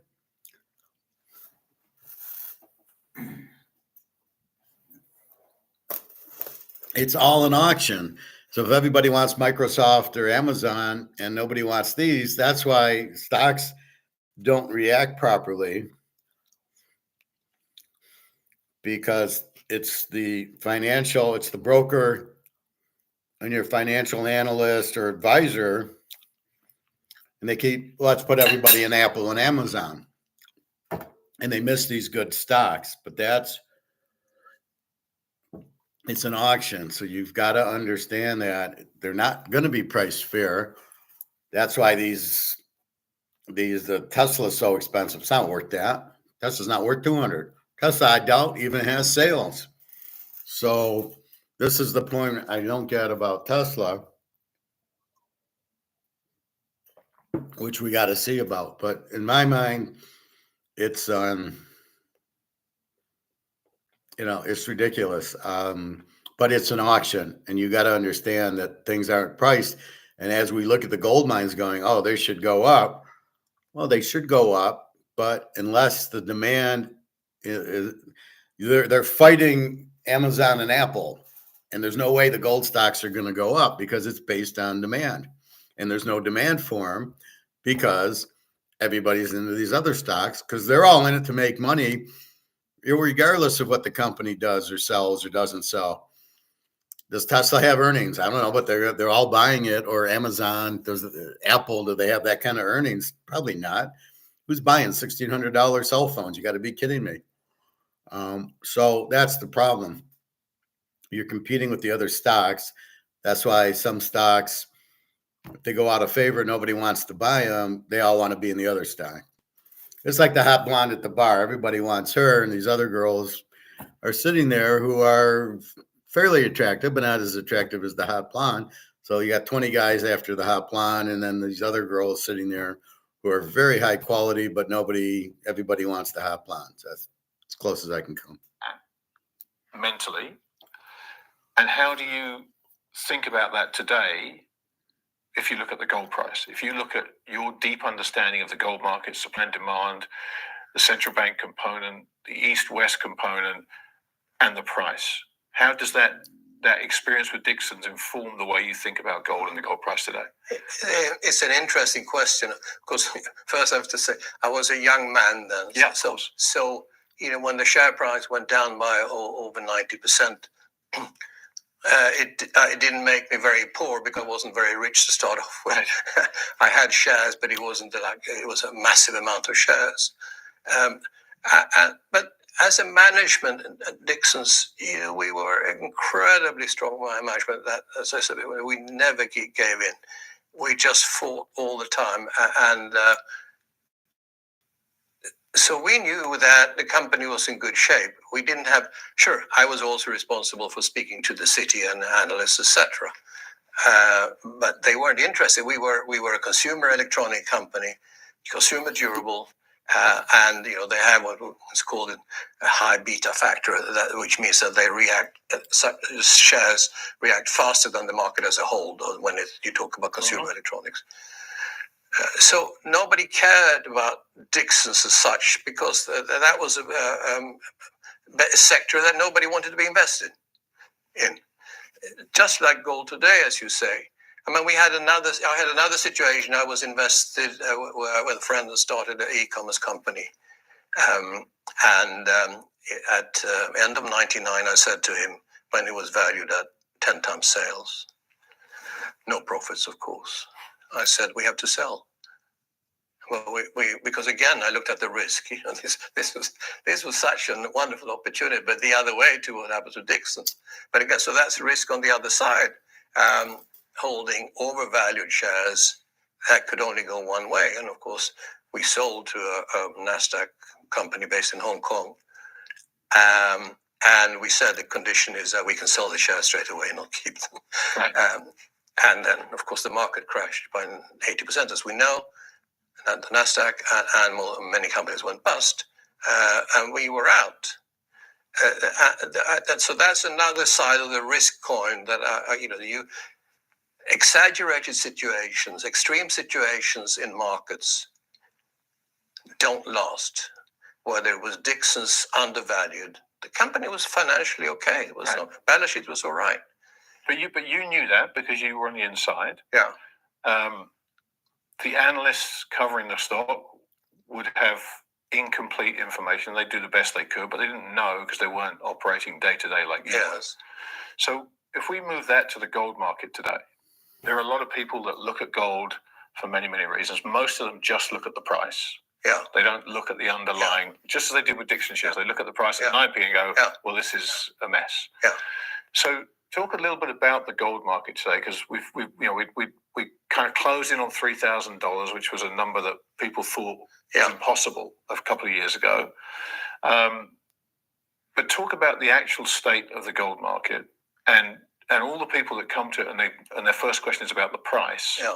Let's forget the price. Let's talk about the dynamics of the gold market, the supply, the demand, the reasons for owning gold, and the common misperceptions amongst people who are new to the space. Mm. Well, almost soon 25 years we've been into the gold market in a bigger way. We never worried about the price. Because, as I said, I had full confidence in that governments and central banks would always destroy the currency. And since we were in a phase now when debt was growing exponentially, I knew that we would see an acceleration. And therefore, it was even less concerned about the gold price. Today, there's 3,000 tons of gold produced every year, plus scrap gold. It's about the same. It doesn't change a lot. There's no real increase in production to a couple of percent maximum a year. And world financial assets, as I said, are not going into gold. Therefore, we've had asset markets which have been growing so fast that they have not even looked at gold. But I come back to what I said before. The central banks are now moving into gold because they're swapping the dollar reserves for gold. It's going to happen over time. They're not going to do it quickly. Because they don't want to push the price up too high. But this is what now is supporting the gold price. What we're seeing now, it's not coming down. It's going up to new highs, not coming down. If you think about the 10 biggest companies in the US are valued at 17 trillion or 18 trillion, I think, dollars. The 10 biggest. The total gold in the world ever produced, that includes jewelry, bars, everything, is $17 trillion. And you see how ridiculous it is that a few companies are worth more than all the money ever produced in the world. So again, let's talk about this. Well, what's happening is you're keeping JP Morgan and COMEX is pushing the price down. That's the first thing. The second thing is this is based on stock where everything's going into the stock. It's heavily inflated dollars, so it's worth trillions of dollars. It's just a coincidence that gold's been pushed down. If you let gold go, it would be way more than those companies. And if the companies weren't way over with the stock, where they keep pushing the stock in, they would be nowhere near it. Plus, the value of the dollar is worthless. So, again, they're worth 17 trillion in heavily inflated monopoly money. And gold, even though it's heavily inflated monopoly money, is being pushed down. So that's the real difference that he's missing here. Real money, all the money that has survived. I think that's so fascinating. Central banks own about 3 trillion worth of gold, just a bit over 3 trillion. So that's like Microsoft. So it's about the same. It doesn't change a lot. There's no real increase in production to a couple of percent maximum a year. And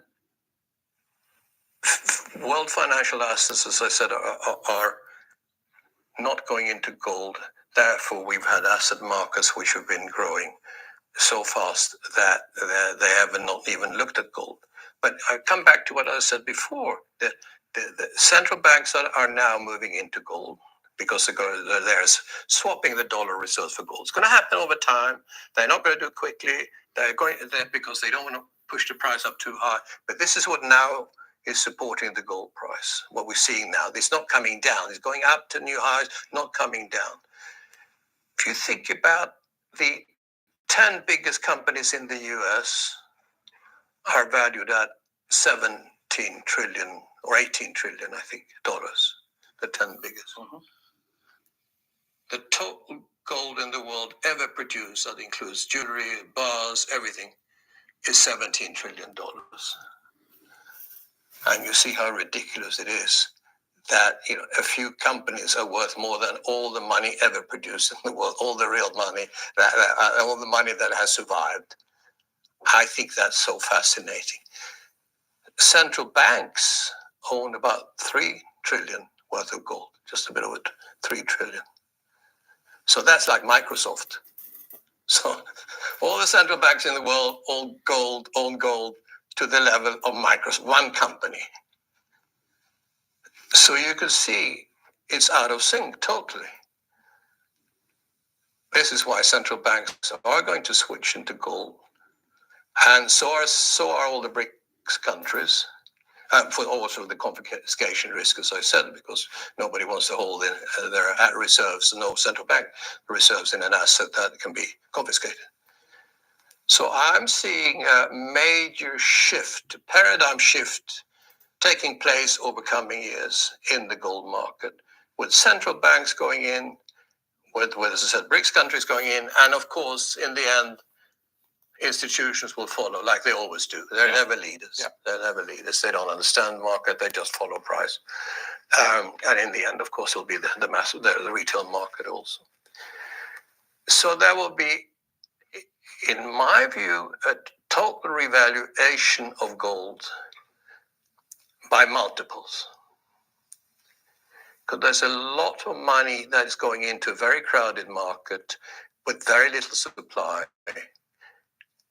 And very little stock that is available to sell. So the only way for these major buyers and forces moving into the gold market will be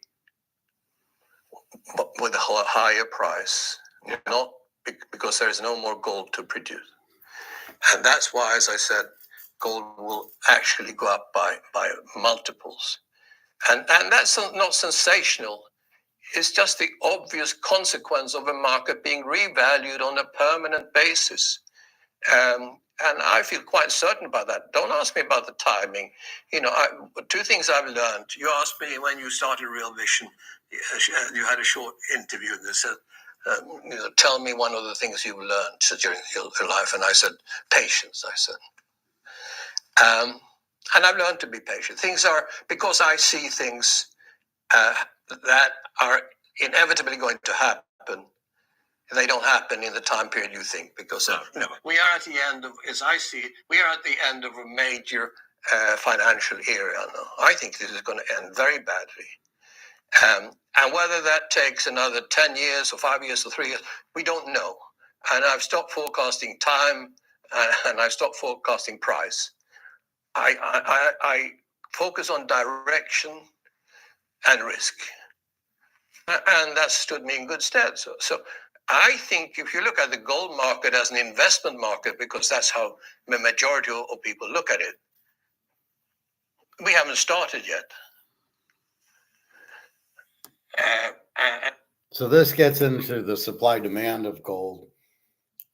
As he said, they only produce 3,000 tons a year. But the central banks, China and Russia, and all the jewelry, there's not any gold out there to buy.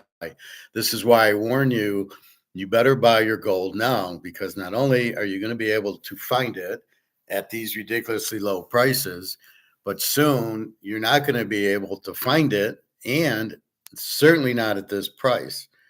Again, the price is being held out by COMEX, but that's about to blow up, as he's suggesting, as I suggest.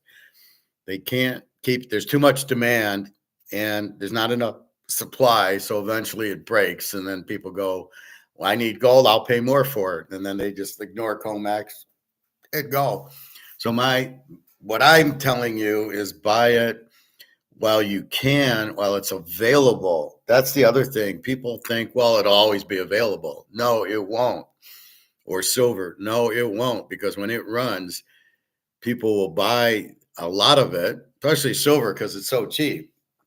Gold, it's taking $2,700 $100 to buy 1 ounce.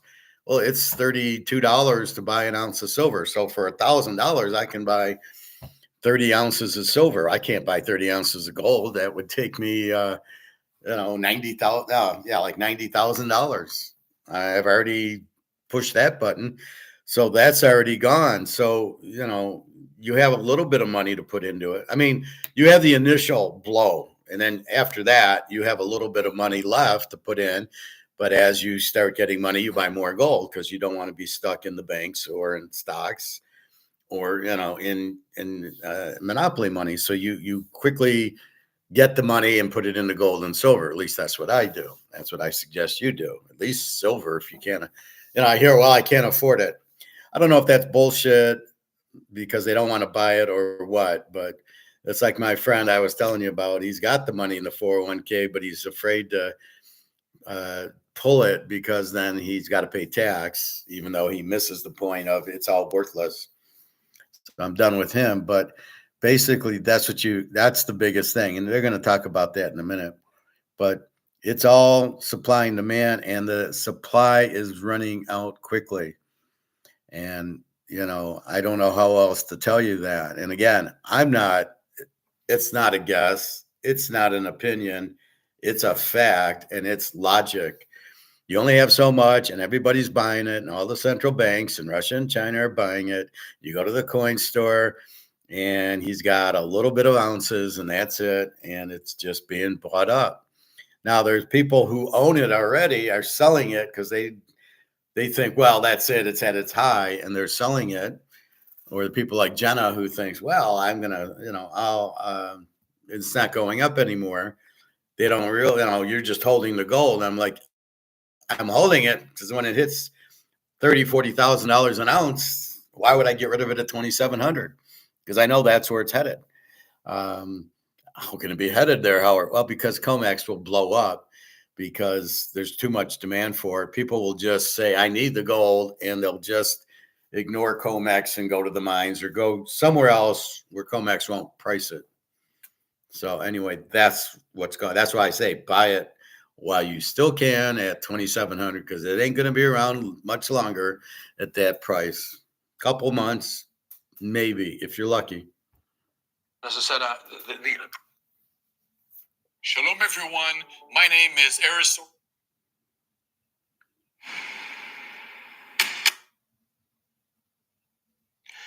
well, it did almost soon 25 years we've been into the gold market in a bigger way.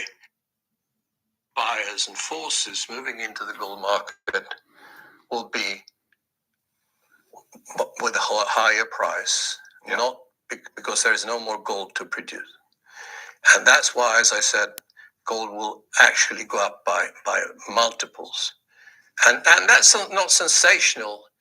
It's just the obvious consequence of the market being revalued on a permanent basis. And I feel quite certain about that. Don't ask me about the timing. Two things I've learned. You asked me when you started Real Vision, you had a short interview and they said, tell me one of the things you've learned during your life. And I said, patience, I said. And I've learned to be patient. Things are, because I see things that are inevitably going to happen, they don't happen in the time period you think, because we are at the end of, as I see it, we are at the end of a major financial era now. I think this is going to end very badly. And whether that takes another 10 years or 5 years or 3 years, we don't know. And I've stopped forecasting time and I've stopped forecasting price. I focus on direction and risk. And that stood me in good stead. So I think if you look at the gold market as an investment market, because that's how the majority of people look at it, we haven't started yet. And as I said, the price will move up constantly and strongly over many, many years now. You talked about patience, and here we are 10 years later, right? That was 10 years ago we had that conversation. And you talked about the gold price going up in multiples. And I think a lot of people do that. They fixate on the gold price. and the price going from 1,000 to 1,500 to 2,000 to 2,500 to 3,000, whatever it may be. But you and I both know that that's not really what's happening. It's not the gold price going up.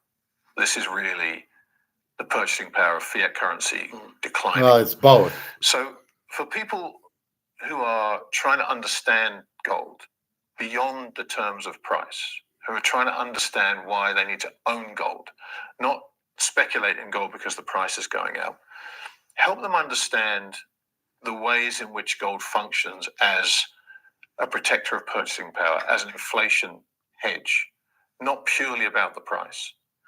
Yes, you're absolutely right, because when I say gold will go up by multiples, really we should turn it upside down, of course. So I'm back to where we started earlier, saying that no currency has ever survived. And just since 1971, every single currency in the world is down 97 to 99%, most of them 99%. And the US dollar is getting closer to 100% every day. But still, it's going to fall another 100% from here also. Even if it's only 1% left, that's 100% from here. But there are a lot of people that don't understand that, because they view the world through a fiat lens. Everything is priced in dollars, or it's priced in Swiss francs or euros or pounds or yen. And so it's very difficult to make this association. They don't see that the value of their money is going down. They see that the price of goods is going up. But of course, it is the opposite. So when you talk to people about the need to own gold, when you talk to people about why having gold is an important thing to own, not to buy, not to speculate in, but to own, explain what gold does when you have it in your portfolio, the function it performs by just sitting there. Yeah. Well, we have the advantage of preaching to the converted. Or let me say that it's only the converted that listen to us, really. So it's very hard to convince normal investors to buy gold. That paradigm shift hasn't taken place. You know, what I mentioned before about gold being pushed up and more going into gold, and people starting to worry more and more about the world economic situation or political situation. And that's what's going to make them go into gold. But today, you know, let's just take an example so people understand it. If you take the value, the cost of a house today. So in whether it's in the UK or Switzerland, or in Switzerland had slower inflation, of course, or the US. So in 1920 in the US, and it's about the same in the UK, you bought a house for about 250 ounces of gold, and so that was what, 20 times 250 is $5,000. Today, you pay 250 ounces for a house in the US today, 250 ounces, but that's no longer $5,000. That's $650,000. And that's how you see. And nobody ever sees that, because they think prices are going up, They're not. As you say, there's a value of their money which is going down. Yeah. So that's like what I talk about with Luke. It's like you'll buy the house with a few ounces of gold, where before it would take you much more. And that's really what I'm getting at, is that's the real value of gold. It buys more, right? Because you can't print it. And everything in fiat monopoly money, as they print more, the value goes down and down and down. So you don't need as much gold as you did back in 71, or he's talking 1920, as you do now. And that's where I'm getting it at. The gold will lock the price in. You won't lose money with the gold, and then you'll be able to buy a house or a Mercedes or a nice car with just a little bit of gold, compared to what you needed back then. Shows you how the purchasing power of the dollar has fallen, because back then you needed 25,000 for a house, and now you need 500,000, 600,000 for a house. The same house, you think the value of the house went up. Oh, look, I made $300,000 on the house. No, the dollar has been destroyed and it takes more dollars to buy the house. And that's how everything works. So we are stuck on, oh, the price went up. And it's really not the price going up. Well, it is on a Rolex, it is on a Montana or Mahomes card. That is the demand of the market raising the price, not necessarily the dollar going down. And that's where he gets a little confused with gold. It is, yes, it's the dollar going down to a point, but if COMEX didn't keep pushing it down, the value of the gold would be much higher. And that's my point, is gold's really a lot higher than it is because they've been pushing the price down. And then once it's out there, yes, it is demand of the product that forces the price up, as anything. So if you just had gold and that was our currency and there's no inflation, the Montana rookie card would still go up, or the Mantle card would go up based on demand. That's how the market works. More demand, the price goes up. Even though the dollar's in gold and the gold isn't being inflated, the demand will push the price up. And governments are very skillful in hiding that, and nobody is interested today because asset markets have been pushed up, as you know, exponentially by the money printing we've seen. So no one ever thinks about wealth preservation. Well, it's interesting because I have the numbers for you, so I can give you these numbers. In 2003, it would cost you, I think it was 64 ounces of gold to buy the median income US home. Yeah. Today, with the price of the home in dollar terms at all-time highs, in gold terms, it's 71% cheaper.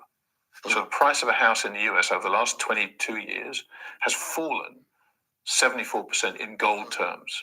So for people trying to understand how this works, if someone comes to you and says, okay, Egon, I want you to buy me however much, $250,000 worth of gold in 2001, and you're going to store it for me. Today, if they want to exchange that gold for a house, they only need to take out 25% of that gold from the safety deposit box and exchange it for the house, and the rest can stay in the vault with you. And those are the kind of lessons that people need to understand. Is not the price. It's how many ounces of gold you have and what you can exchange them for that's so important.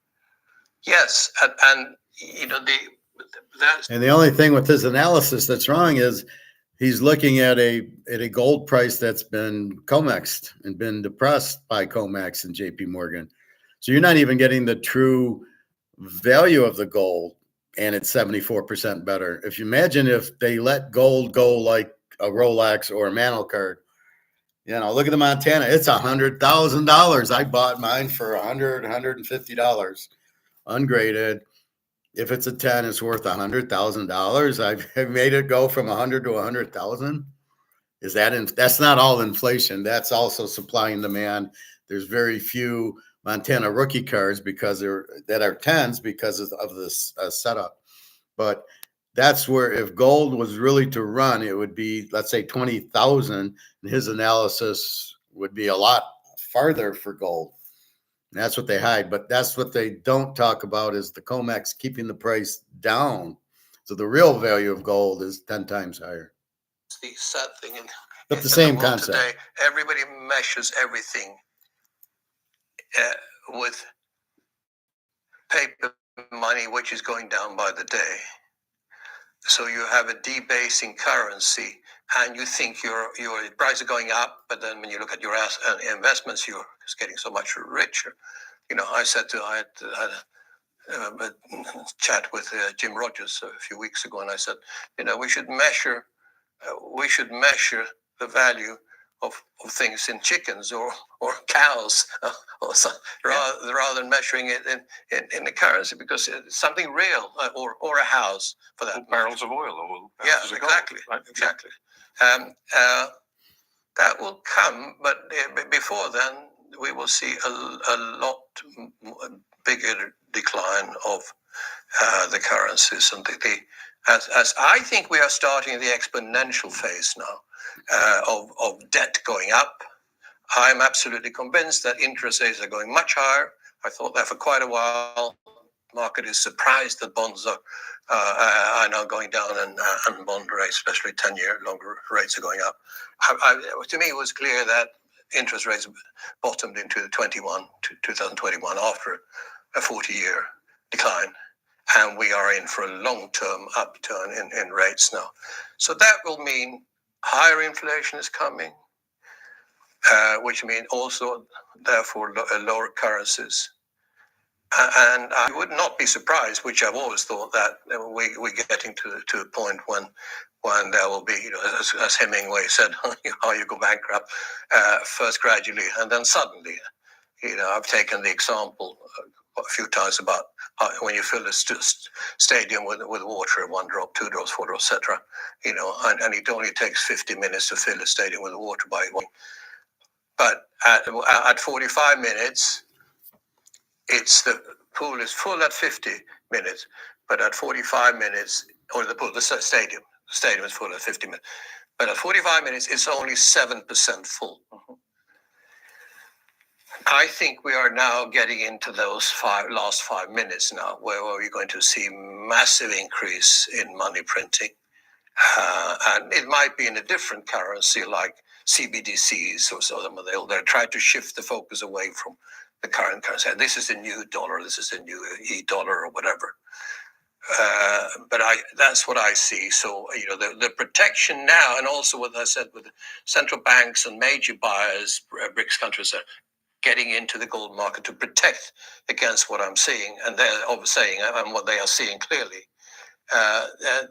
Which means that now it is so important to protect your assets. Imagine if people in Venezuela around 2000, when currency was the same as the dollar, the bolivar, same as the dollar, and now they've had hyperinflation, massive hyperinflation. You remember the Weimar, you don't remember, but you read about it, the Weimar Republic. In 23, towards the end there, gold went from a few $100,000 to $1 trillion. That's the final stage of a hyperinflationary period, or an exponential move. I fear that we could get there. Of course, everybody thinks that we have the tools to stop it. We don't have the tools. If we had the tools, why has the debt gone up? What is it? The U.S. debt since Reagan has gone up 60 times or something like that. But tax has only gone up. Revenue has only gone up 7 or 8 times. It doesn't add up. Doesn't add up. No. It doesn't add up. And since now, whatever Trump is going to do, whatever Elon Musk is going to do, of course, the dream is that Elon Musk cuts 80% out of the U.S. budget now as budget chief now for the U.S. That's probably what they're hoping he will do. But there will be, the people will have there'll be a big revolution long before that, and riots before they cut expenses by that extent. So it's not going to happen. Debt will go up. Interest rate will go up, inflation will go up, and gold, as it always has, will reflect the end of a monetary era, which we are getting into now, whether we have been in for a while, but we're getting into the acceleration phase of that.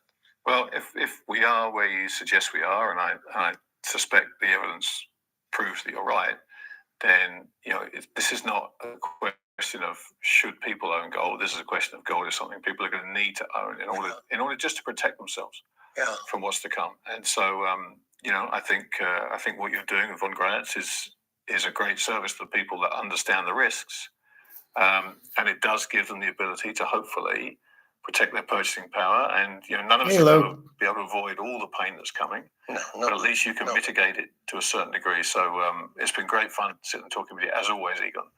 Thank you, Grant. I hope we get to do it again soon. Yeah, no, it's people. Gold is for freedom, as Emerson said, and security. Yeah, that's what it is. It's not going to solve all the problems. I'll quote somebody else, Dickens, Nicholas Nickleby. He said in that, for a while, gold lost its luster. because there were issues of the heart that were more important. And I think, when it comes down to it, it's all about friends, family, and helping others. Gold is not going to solve all of those problems, but it certainly You'll have more friends be with good gold. to have as a support for your life, which could be a lot harder in coming years. Look at Venezuela, as I said, and therefore own a little bit of gold. Can be a gram or an ounce or an ounce of silver, but when the problems come, which they will, that will be worth its weight in gold, definitely. Perfect. Thank you very much. Got a boy again. All right, Luke. Hi. How are you? Merry Christmas. I think rising inflation to come again soon. It hasn't gone anywhere. Will force the rates have to go higher, which will bring in recession. We're already in a recession. Inflation hasn't gone anywhere. It's still, you can't even measure it in percent. The dollars are worthless, which we already know, and buy your gold before you can at these prices, especially. The new era of gold coming and won't pair with cheap dollar. Well, we know the monopoly money is worthless. We know gold is the lifeboat. So, yeah, I mean, that's why I teach the way I teach it. Now, Egon's question is why don't people understand it? And that's what I talked about yesterday with this one of my friends who doesn't quite get it, like Luke's $4 million guy with his 401k, and they don't get it that they're holding monopoly money. And most people, I think the biggest problem with the people not understanding gold is because they don't know themselves. So they go to their financial advisor or their broker who doesn't put gold on the menu, is telling them, oh, no, you're fine, you're fine. So they're listening to them instead of listening to themselves and understanding what the hell is going on. And so I come along and say, buy gold. And they're going, well, my financial advisor didn't tell me to buy gold. Who are you? Why should I listen to you? Because I'm not trying to sell you a commission. I'm trying to save your ass. And that's what my friend's problem is, and Luke's friend also. Who is he going to listen to? They don't know me. They know Luke, so Luke can say, hey, you're in monopoly money. You're going to go, and then they call up their financial advisor at JP Morgan. He's like, no, you're fine in stocks. Gold doesn't move. You don't get interest on it, all the bullshit. But that's why it's hard to get people to understand, because 99% of the people don't understand what's going on. We do. We're the 1%. I try to explain it, but anybody outside of us is going to listen to MSNBC or their financial guy at Wells Fargo or JP Morgan or Chase. And so therefore, they really don't have an avenue to understand what I'm talking about. When I say the money's worthless, that's why I bring on Egon. He explains it, and Mark McGuire, but everybody else is sitting there, buy gold stocks or get ETFs or, stay in the banking system, because we're gonna steal all your money when we go belly up, when the commercial real estate bubble breaks and everybody won't be able to pay the banks back. The banks will steal your money. However, if it's in gold, it won't. So, of course, they don't want you out of the banking system or out of the stock market, which is run by banks. So as the banks go under with their stupid commercial real estate loans and all their loans that they do, that's all a bank is. They just loan their money and hope they get paid back. And when they don't, they get bailed out and they steal your money. And that's what happens. So you're fucked in a bank or in the stock market or real estate trust, as Attack on Wall Street guy. So you've got to understand that's what's happening. The gold price is not current. It's derivative held down. And that's really the problem. But I think 99% of the people who are living in fantasy land who don't know, well, what do? Well, let me talk to my broker. He's a salesman. I'm an economist. There's a whole big difference there. I'm not selling anything. I'm trying to save you. All right. Hey, get into this lifeboat. The ship's sinking. The Titanic's sinking. Get into this lifeboat. No, I'm going to call my financial advisor. No, he says stay on the Titanic because it can't. It's unsinkable as it's sinking. And that's what the dollar is. This is very much sunk. As Egon said, 99%. I say 100. And because if it's 99, it's 100, right? And this is the problem. And you better buy gold now, because once the frenzy goes to buy gold, as people realize the dollar's worthless, there won't be gold to find. And especially at 2,700, the gold will be 27,000 and your money's going to be worthless if you're even able to buy the gold with your money.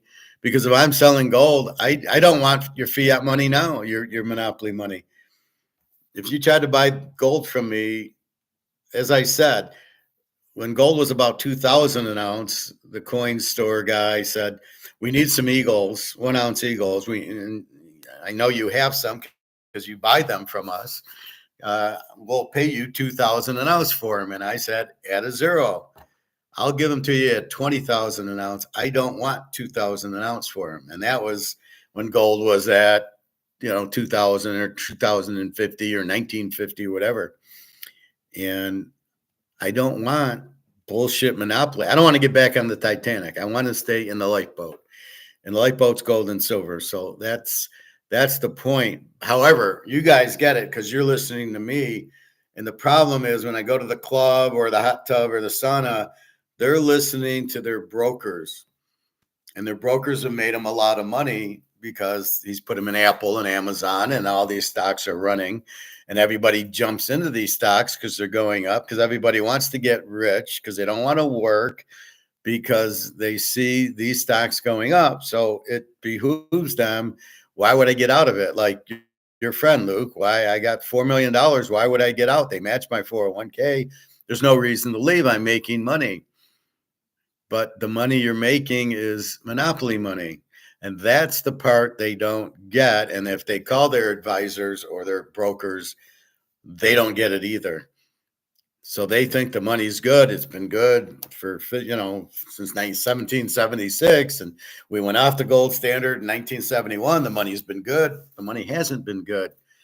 As we say, the $5,000 car is now $50,000. That's the value of the dollar going down. It takes $50,000, what it took you for 5,000. And the house that was 30,000 is now 500,000. Is the money good? And that's what we try to show you, because you can't see it in gold because they keep manipulating the price down. So we can say $35 for an ounce of gold. The same ounce is now 2,700. Why is it 2,700? It's the same ounce of gold. Oh, because the dollar's lost value. And that's, if you understand it takes more dollars to buy the golf clubs, the tennis racket, the coat. If you understand that, you're way ahead of the game, because that's the point. It's the dollar that's gone down, and more dollars are needed to buy a Coke and chips and a hamburger or whatever. I was watching some TV show based in the 60s or 70s, and you needed, I watch Hogan's Heroes, and it's based in the late 60s, and they go to the fruit market and blueberries are like 10 cents a quart.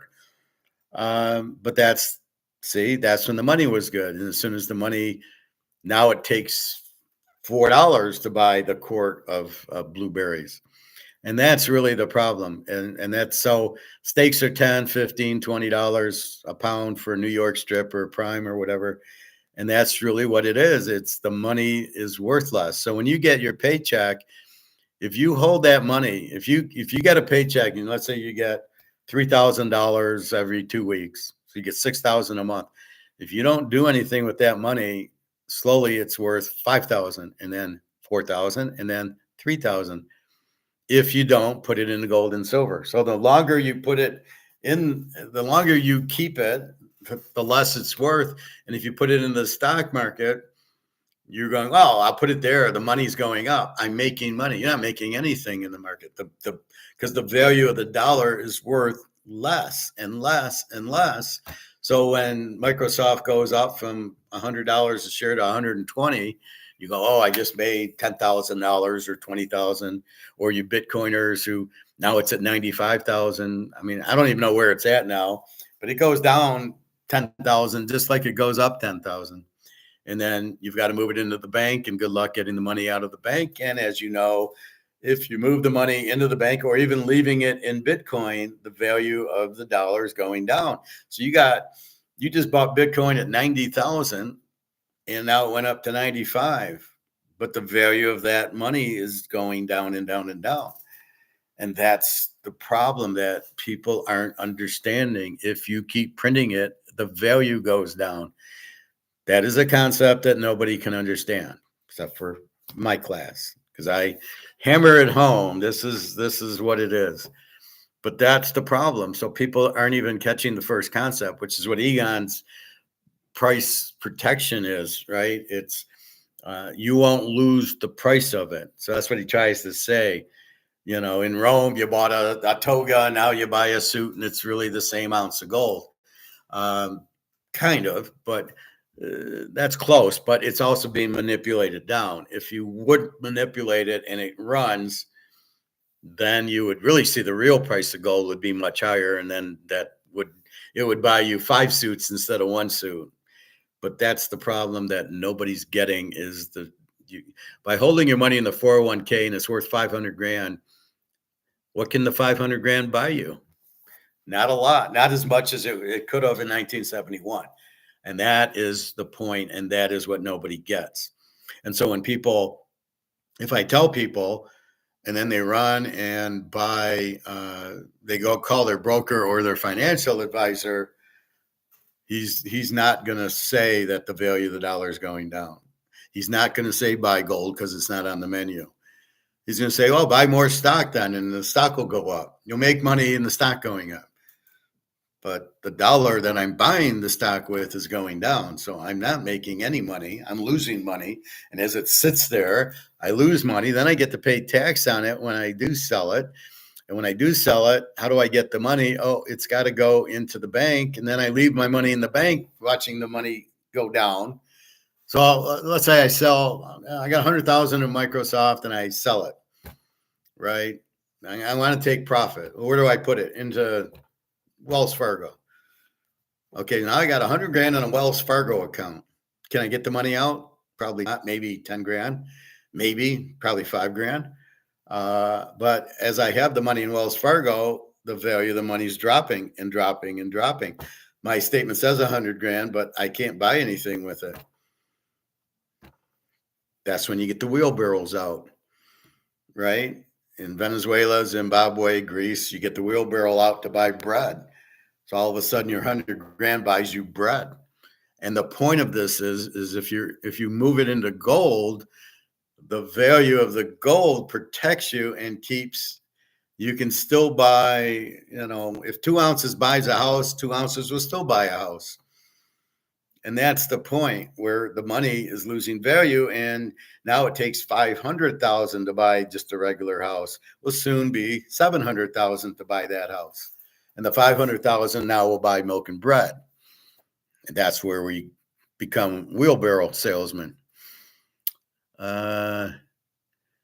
Let's see, Luke, the new era of gold coming and won't pair with cheap dollars.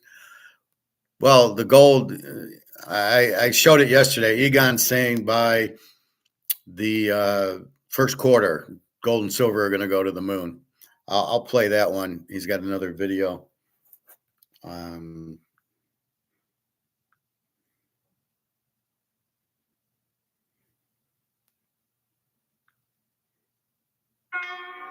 Expedia members get member prices and rewards for future trips. Hi, it's Ryan Reynolds. Shut the fuck up. Nobody gives a fuck. Silver is.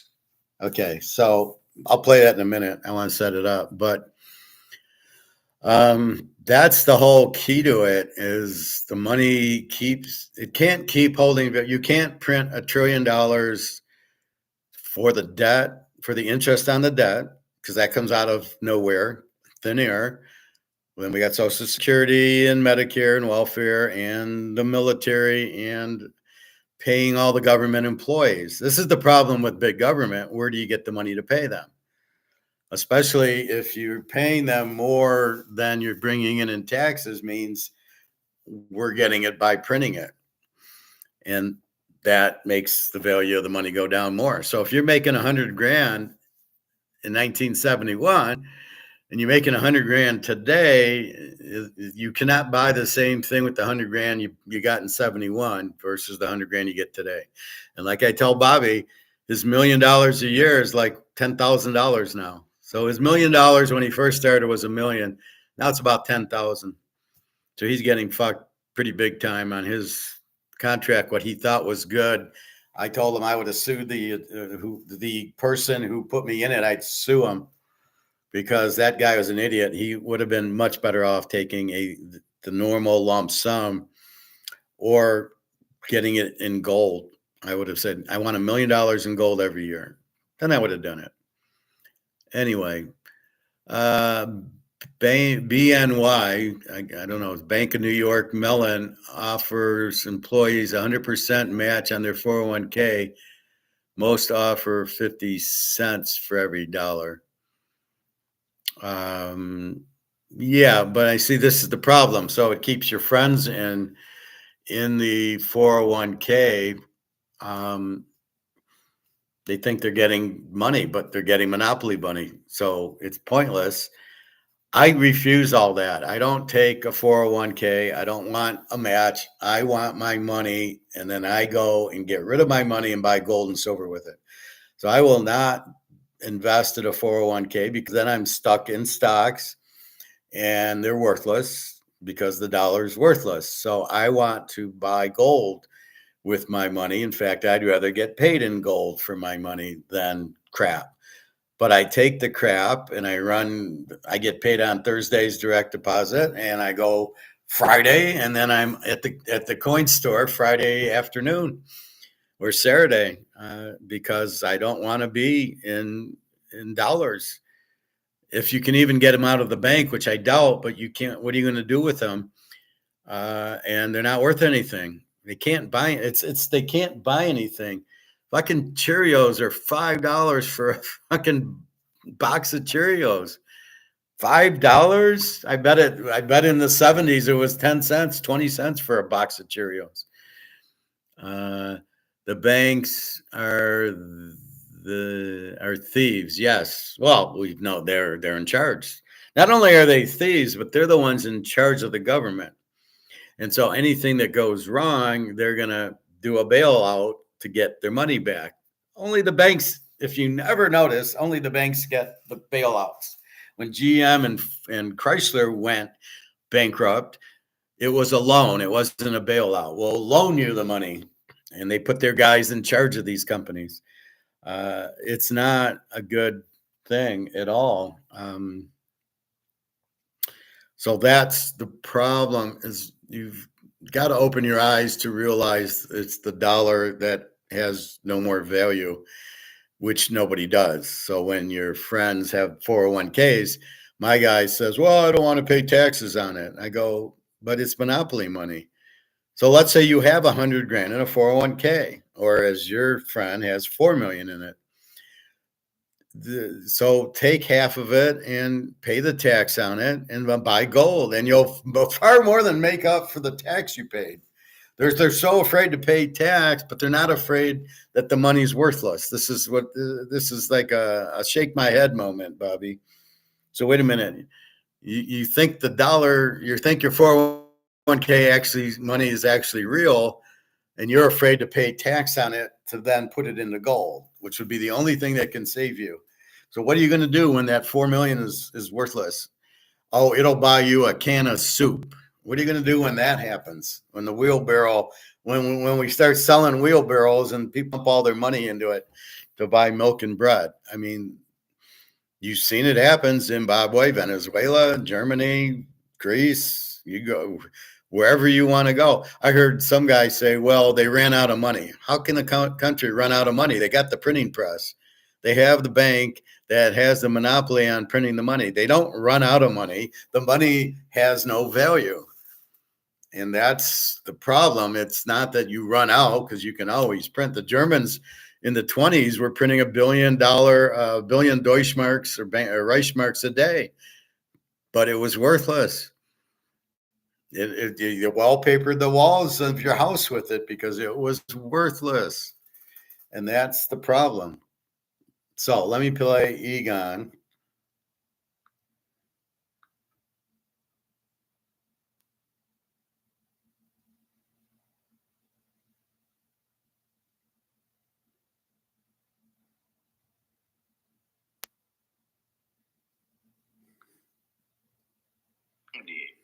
Silver. We talk about silver. We know that India and China are importing extreme amounts of silver. Manipulation by the bullion banks still seems to be active. What do you think? Yes, I think so. There are, I think, major short positions in paper silver among the bullion banks, and obviously you have especially have the big American banks there. They are desperate to hold the silver price down, because if that market breaks, there'll be no end to the amount of silver they will have to buy to settle these forward contracts or these derivative contracts that are open. And therefore, they're at every level. They're trying to hold it now. We're holding it around just over the $30 level, for example. But when it breaks, just like when gold breaks, silver will, of course, move at least twice as fast, maybe even faster, 3 times as fast. It's a very small market, from a volume point of view, and therefore, a bit of strong buying and a lot of short covering by these bullion banks will mean that silver could go up dramatically when it starts. And I would expect that to start also probably in the first quarter of next year. But First quarter of next year. So how much gold are you buying in silver for Christmas? So he's given us a date. He's named the date, first quarter of next year. He assumes it. Now, of course, it's not an exact science, but it is the fundamental, and the theory is they're all fucked, the bullion banks, right? Because they got all these derivatives. And as I explained yesterday with Eddie Murphy, so Eddie has... He's sold at $120 for the orange juice, and he's hoping the price goes down. And if it doesn't go down, he's fucked, because he's got to buy it back at 200. And he sold it at 140. And you're buying. Why would you buy something that you spent 140 on for 200? And that's what Duke and Duke's problem was. They bought it at 120, and they sold it at 29.30, and that was their problem. They had to settle. So you bought it at 110, 120, and you sold it for 29. That's why they lost their ass, and that's why Eddie Murphy made all this money, because he sold it at 120, 130, and bought it at 29. So it works reverse in derivative world. But what's happening now is JP Morgan sold the silver at 25, and now he has to buy it at 30. He's going to lose $5 a contract, and it's millions and millions and billions of dollars he's going to lose. And he keeps trying to push it down back into the 20s so he can buy at 20. He can buy cheaper than he sold it for, but he can't. Only an idiot in this market would sell the silver and gold and hope the price goes down, because it's not going to do it.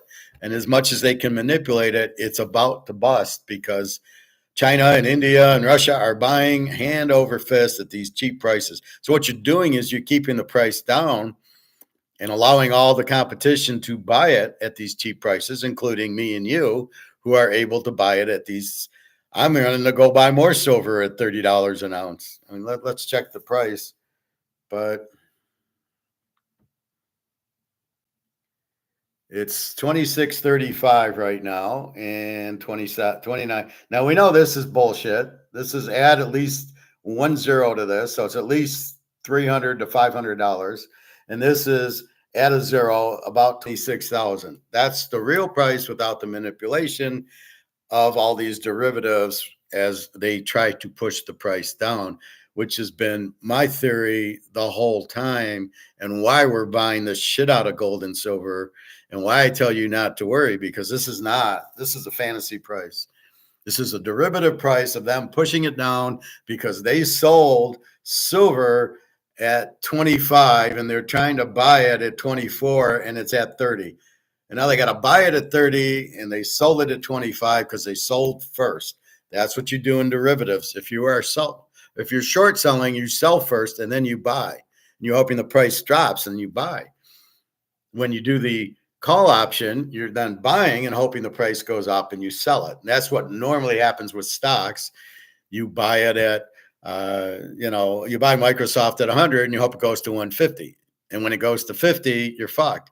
And you're about to be fucked because everybody, first of all, they're way overvalued. Secondly, when all these foreigners who have $32 trillion in the stock market really are realizing that the US dollar is worthless because they go, you got a $36 trillion debt. How the fuck are you going to pay that off? I better get the hell out. That's why they're not going into the gold stocks. They're just dumping. And so you will see this.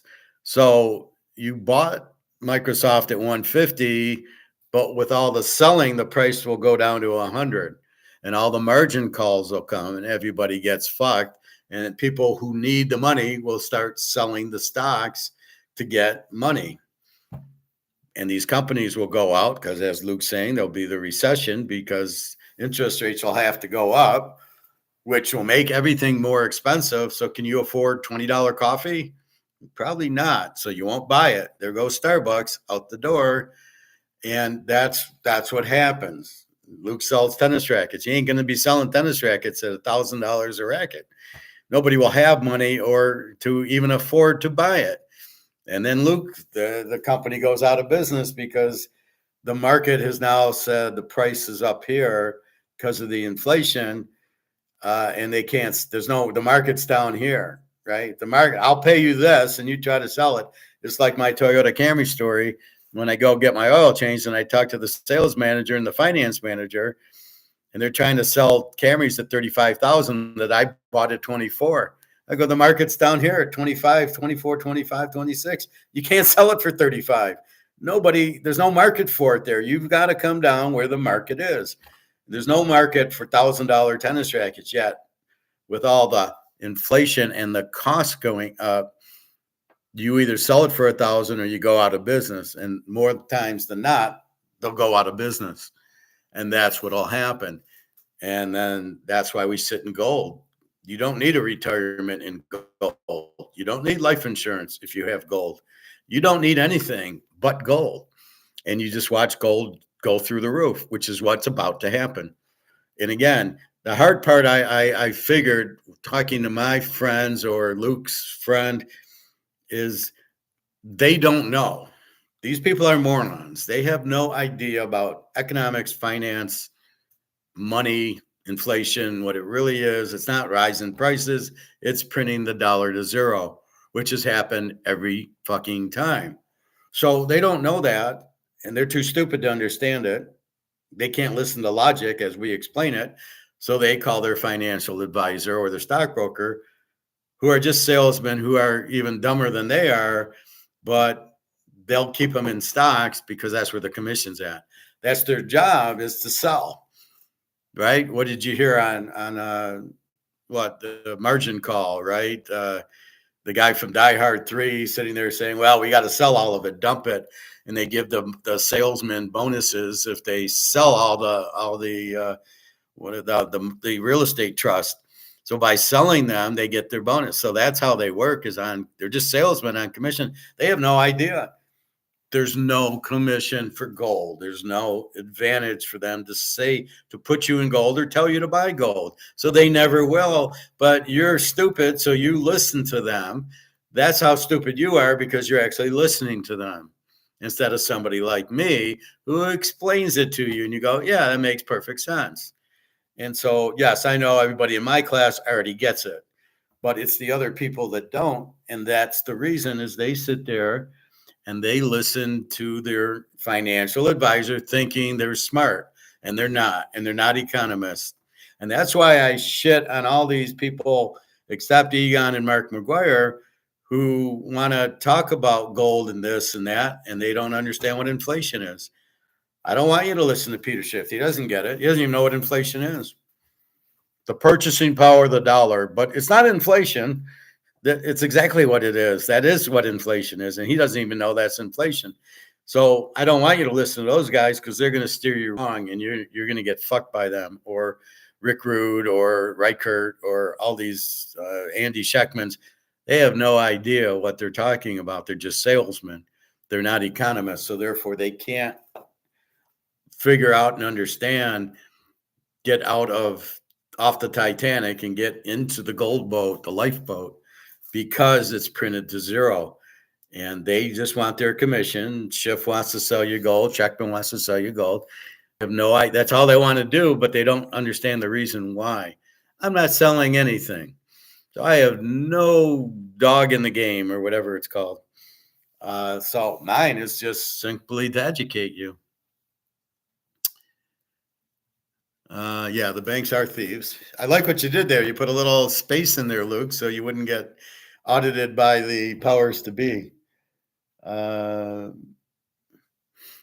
Anyway, that's the real idea. So that's why you can't go to a stockbroker and ask him about gold. Like I said, I went into my bank to pull 20 grand out to buy gold. And the guy comes over and he says, well, I could put you in an annuity at 9%. And I said, I don't want to be in the dollar. I want to get off the boat and into the gold boat. I don't want 9% of paper because it's not worth anything. What good is 9% of monopoly money? And it went. I mean, he ran away like a little dog. I mean, it's like, don't fuck with me. I know exactly what's going on.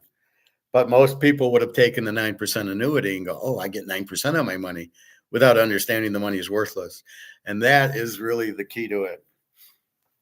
So that was Egon. I can play one more Egon clip. I'm on a roll. It's Christmas.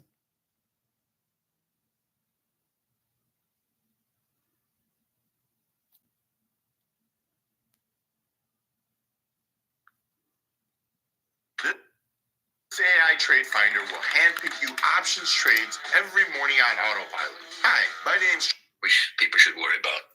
All right. One final question for today, Egon. There are big political changes in the US. It is obvious. What impact, if any, will Trump's presidency have on gold? At least, for sure, is he cannot make the debt burden disappear. Right, and that's the key, Jan. We have now seen the market euphoria, stock market euphoria from Trump's nomination for president. This is a typical buy the rumor, sell the fact. That is, people have bought the stock market because Trump is going to come in and change everything, and everybody becomes optimistic, and you have Elon Musk, who's going to be part of it.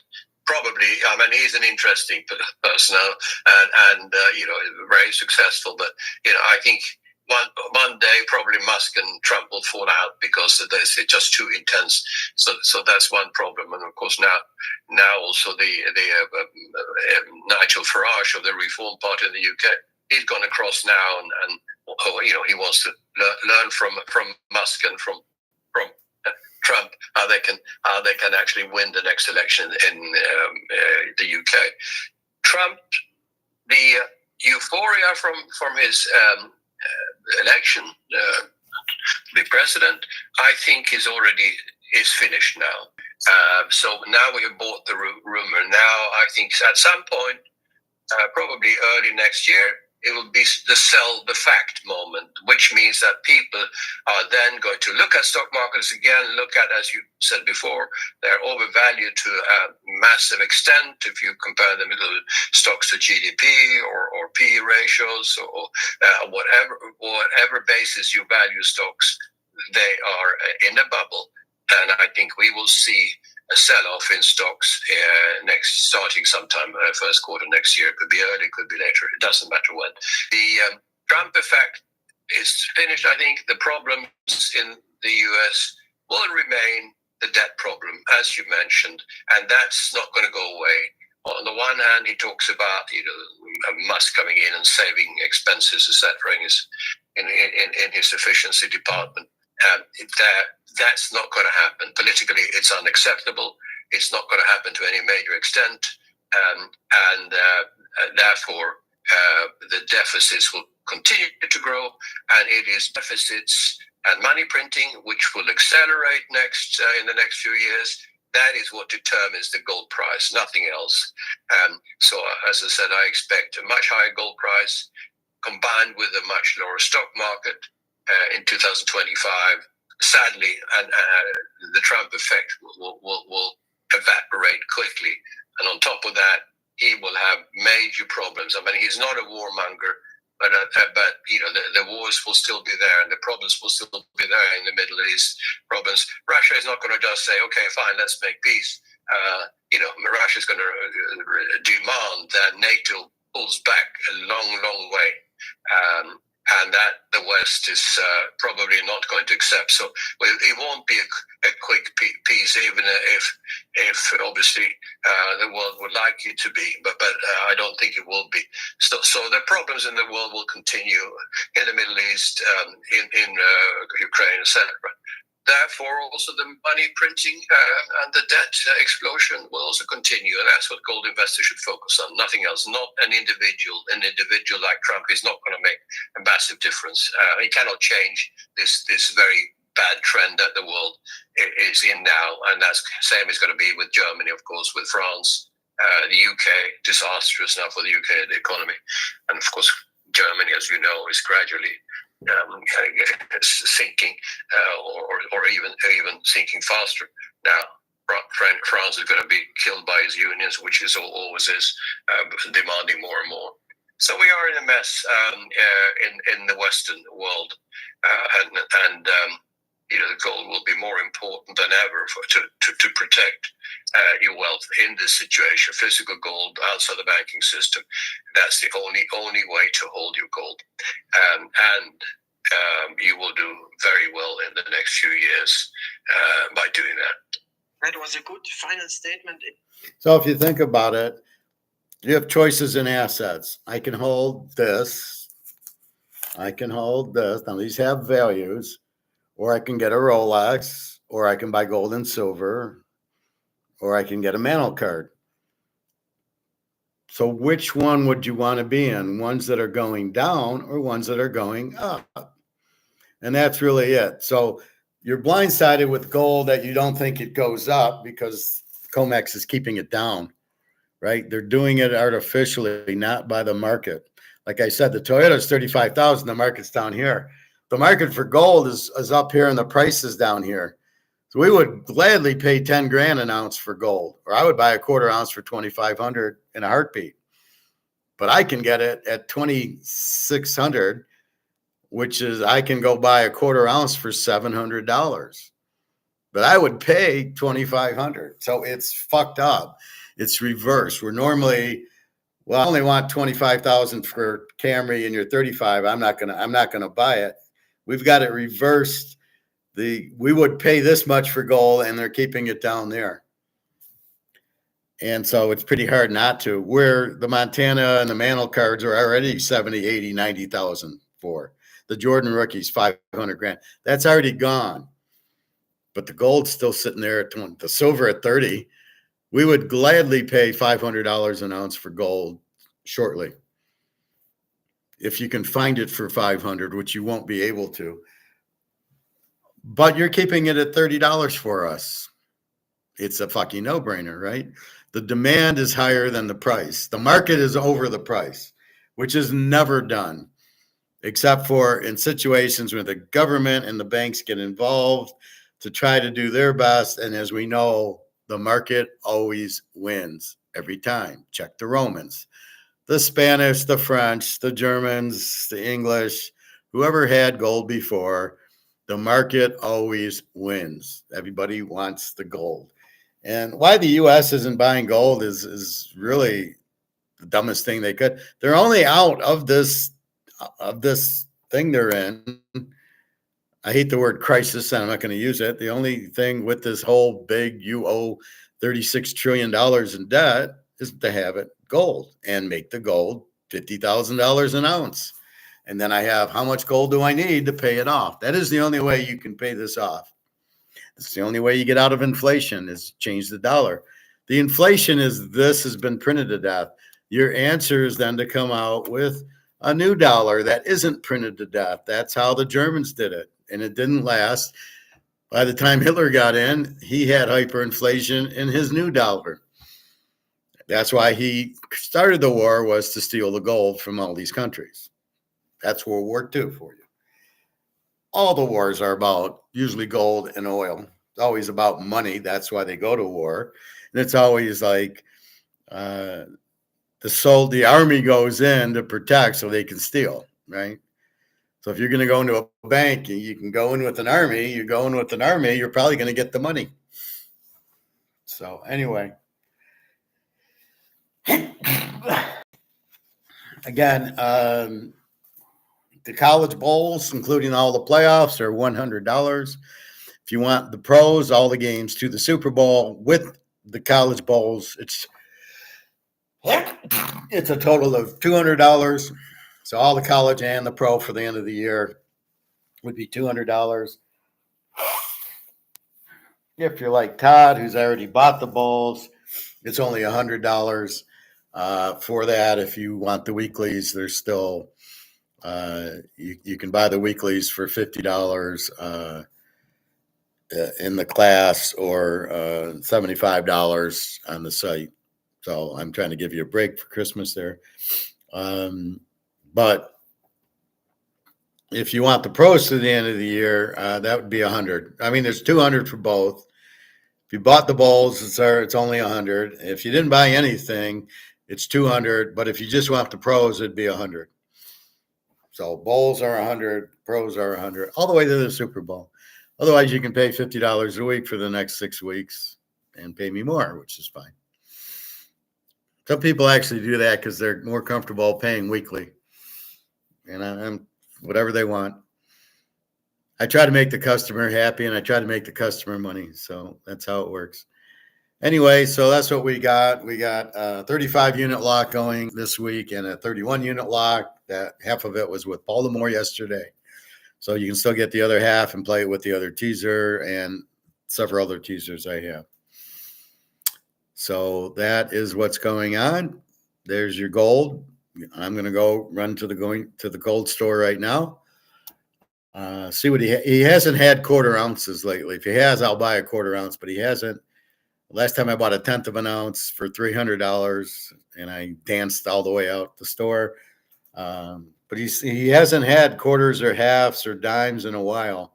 He gets the ounces because the old people, when they would buy, they're the ones selling it to him, and that's what he sells to me, is what people bring in. And most people, if they're selling their gold that they bought 20 years ago, would never have bought a half or a quarter ounce. You would only buy ounces. There was no reason to buy it. I did buy a few quarters. I actually bought a half ounce and 2 quarter ounces and some 1/10 of an ounces back in the 90s after I graduated, and then I got this. So I did find some, but it was very cheap. It was $250 an ounce. If only I could go back in time, Marty McFly, and I would go to the gold. I'd go to 1971 when gold was $35 an ounce, and I'd buy it. Although I couldn't use my debit card or credit card there because they didn't exist back then. And I couldn't use my money because it's all 2024 money, and it would be 1971. So I got to find a way to get my money, 1971 money. And that would be it. But that's what I would do, and just buy as much as I can at 35 an ounce. And now it's 2,800 an ounce going to 28,000. All right. Have a wonderful day. I did play the games today and tomorrow. I played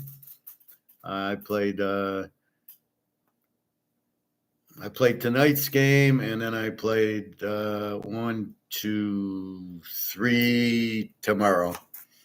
And I played tonight's pro game and the Saturday pro games I played, and some Sunday ones. So I'm, I played some really strong plays. Have a good day, Professor. Merry Christmas. Well, same to you, Luke. Merry Christmas. I hope you and your family are well. Soon you'll be able to buy that house. It's first quarter. It's coming in the first quarter. And just, you've won. You've got the gold and the silver. So all I would say is just keep buying. And you don't want to hold your paycheck in that. You don't want to get 401k.